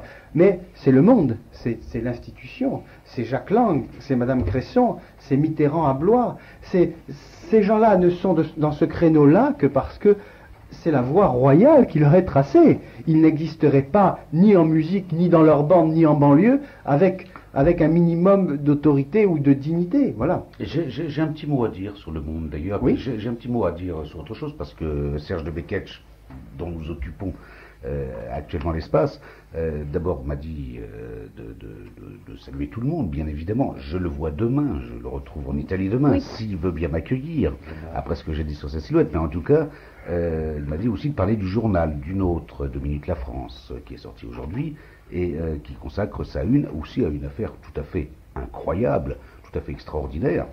C'est le ministère de l'Intérieur qui va faire donner des cours de tir à la vanne de long rifle aux jeunes beurs déclassés et désœuvrés. Monsieur Sanders en a parlé. Oui, ça fait rien, monsieur Lemoine, soyez gentil. Mais j'étais peut-être pas là. Présent, on a parlé en une il y a à peu près 2 semaines, c'est pas grave. Non, mais c'est très intéressant. Non, mais François en a parlé 2 jours après. Et François en a parlé 2 jours après. Mais ce qui est intéressant, je recommande l'article de Minute, parce que Minute La France publie la note de service. Ah, voilà, c'est ça. Donc on y revient, je sais très bien que nous ne sommes pas les Quelle, seuls à en parler. quelle servitude. Ils flattent bassement tous ces gens-là. Ils flattent Voilà. tout ce qu'il y a de mauvais, parce que chez les musulmans, il y a beaucoup de belles choses, de bonnes choses, vous savez. Certainement. Nous, on a vécu notre tendre enfance, notre adolescence, notre jeunesse avec eux. C'est jamais, je vous dis, un jeune aurait été attrapé en train de tirer un autre. Nique ta mère, mais encore, son père l'aurait égorgé. Mais encore à l'heure actuelle, un jeune Marocain qui dirait ça dans disons une circonférence de 200 mètres autour de ses parents aurait intérêt à courir très vite. Oui. Alain. Oui, on parle du monde. Là, je reviens un petit peu sur cette affaire de calembour. On y a, à mon avis, pas assez la relaxe du calembour de Jean-Marie Le Pen. On y a, à mon avis, pas assez accordé de place et de temps. Parce qu'on n'a pas le droit de commenter les décisions de justice. Je ne commente pas du tout, mais le monde, lui, le fait. Bon. Le monde le fait sur une demi-page ou presque. Et le monde choisit, bien évidemment, d'aller au plus graveleux, alors que c'est un journal qui prétend être bien tenu. Non, il reproduit des jeux de mots qui ont été perpétrés par un rédacteur anonyme et j'espère un petit peu honteux du Parisien Libéré. Oui, on s'étonne de cette réaction d'ailleurs du Parisien Libéré. Cité ce matin par monsieur Amadou. Mais bien entendu. Et Yvan Levaille. Mais qu'est-ce que le Parisien ex-libéré vient faire dans cette galère? Alors là, vraiment, c'est du niveau. Tu vas le citer, ça, je crois. Il faut le citer parce que c'est du niveau d'un petit journal alors haineux. On comprend même pas d'ailleurs. J'ai le Parisien Libéré sous les yeux, mais j'ai surtout Le Monde. J'ai également Le Monde qui reproduit, mais avec une complaisance tout de même. Je ne dirais même pas suspecte parce qu'on n'en est plus là, mais quand même tout à fait incroyable, les jeux de mots en disant, bon, le Parisien Libéré, en première page, tous les calembours sont permis. Alors, à la suite de quoi, Le Monde cite les calembours qu'on a fait sur Le Pen, que le Parisien Libéré a fait sur Le Pen. Alors ça donne, je vous dis, florigélès d'humour politique, Le Pen zizi, Le Pen art, Le Pen à jouir, Le Pen cul, Le Pen Nice, Le Pen nible, Le Pen itan, Le Pen à ordure. Voilà. Bon, alors voilà, c'était ma contribution à la culture de ce soir, mais je trouve quand même que vraiment, ces gens ont peut-être autre chose à écrire. Des questions encore, Victoria? Je suggère un sujet de reportage à Caroline Parmentier. Dieu sait si je ne suis pas son rédacteur en chef. Mais il n'y a pas tu vois, à présent, il n'y a pas de rédacteur en chef. Quelle chance vous avez. Voilà. Moi non plus d'ailleurs. Mais en revanche, bon, ça serait quand même intéressant parce qu'effectivement, on se pose des questions sur ces personnages. Nique ta mère, bon, alors effectivement, on sait qu'il y en a un qui est antillais, et puis les 2 autres qui sont. Matinée cochon d'Inde. Voilà. Mais ça serait quand même intéressant de retrouver leur maman, ces intéressants jeunes gens, elles doivent être vivantes, et puis leur demander précisément comment elles vivent ce fait, ce beau nom élégant, comment elles vivent ça. Moi, j'irais interviewer les mamans de Nique ta mère. Oui. Moi, j'irais faire ça. Vous direz ça, Nique ta mère, je pense que ça les ferait bien rigoler d'ailleurs. Alors, loin du giron maternel. On a d'autres réactions. Oui, il y a justement le libre journal des lycéens de Radio Courtoisie le samedi matin traitera, si le sujet vous intéresse, des bandes ethniques et du rap samedi prochain. Oui, j'y serai d'ailleurs. Ah bah, ça voilà, je crois qu'ils ont invité Caroline Parmentier. Alors, un lecteur de présent nous signale que l'article auquel on se référait, le dernier sur NTM, c'est le 3 juillet, et non pas le 2 juillet. Merci beaucoup. Voilà. Et un autre auditeur nous dit la bombe du Tagger sert à délimiter son territoire comme le font les animaux. En faisant quoi? C'est quand même insulter les animaux qui eux le font proprement. Voilà. On arrive en fin d'émission. Non, me dit Philippe. Oui. Ah, on n'a pas de Maigret ce soir. Ah. Alors, dit-il dernier. Non. Nous avons 2 minutes de plus, quelle tristesse. Non, tant mieux. Non, parce que je voulais dire un petit mot de Bruno Maigret. Vous savez que il mène la campagne des régionales dans les Bas-Bouches du Rhône et que là-bas, il est allé récemment visiter les quartiers nord de Marseille, les quartiers chauds comme on dit là-bas. Et bien qu'il s'appelle Maigret, comme le fameux commissaire, on s'est offusqué, qui s'est offusqué, nous allons le dire, qu'il soit allé visiter les commissariats. Il a visité le commissariat du 3e arrondissement, où les gardiens de la paix, très gentiment, l'ont reçu, lui ont dit, voilà notre truc, c'est Cameron tous les soirs, on se cache. Alors, ça a offusqué le préfet de Marseille, le préfet de police de Marseille. Alors voilà quelque chose encore qui est dans le cadre de tout ça, qu'un préfet de police s'offusque. Lui qui est chargé de la sécurité là-bas. J'ai oublié son nom, mais il a un nom gratiné et amusant. Mais j'ai oublié, ça va me revenir. S'offusque, non pas de son incapacité à ramener l'ordre, parce que Marseille est dans bien des endroits devenu un coupe-gorge. Il y a des quartiers entiers où la police ne même plus un doigt de pied. Hein, on leur dit bouge de là, comme dans le rap, quand on leur dit pas le reste, et puis on va arrêter là-dessus. Mais voilà, Bruno Maigret, député européen,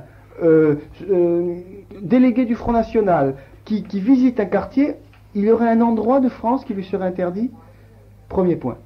Autre point, Martine Loïdeux qui se rend en Guyane pour rendre une visite de politesse au chef indien de la tribu des Palicous qui était venu lors du 1er mai pour la fête de Jeanne d'Arc et des Travailleurs.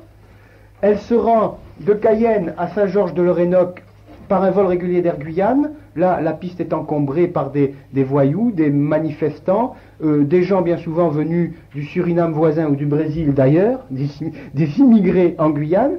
Elle repart, elle rentre sur Cayenne, elle affrète un hélicoptère et elle repart avec les gens du Front National pour aller dans la tribu des Palicous. Et là, ce sont des meutes de gens qui disent appartenir au Parti Socialiste Guyanais, dont, par ailleurs, il faudra faire une émission là-dessus, le racisme à l'égard des Indiens et des Hmong venus de Thaïlande, ce qu'on appelle plus exactement les Méos, de Thaïlande, est indescriptible ce qu'ils ont fait à ces gens venus s'installer à Cacao après avoir fui le communisme. On le racontera un jour. Elle est obligée de repartir en catastrophe et les gens qui l'accompagnent sont bastonnés. Le préfet de Guyane n'a pas un mot, ne la protège à aucun moment, et plus grave, aucun des partis guyanais représentés, à part le Front National, aucun des partis n'a un mot d'excuse à son égard, n'a un moindre égard. Mais je dis que ces gens-là sont des comment on dit sur Radio Courtoisie, sont des chiens.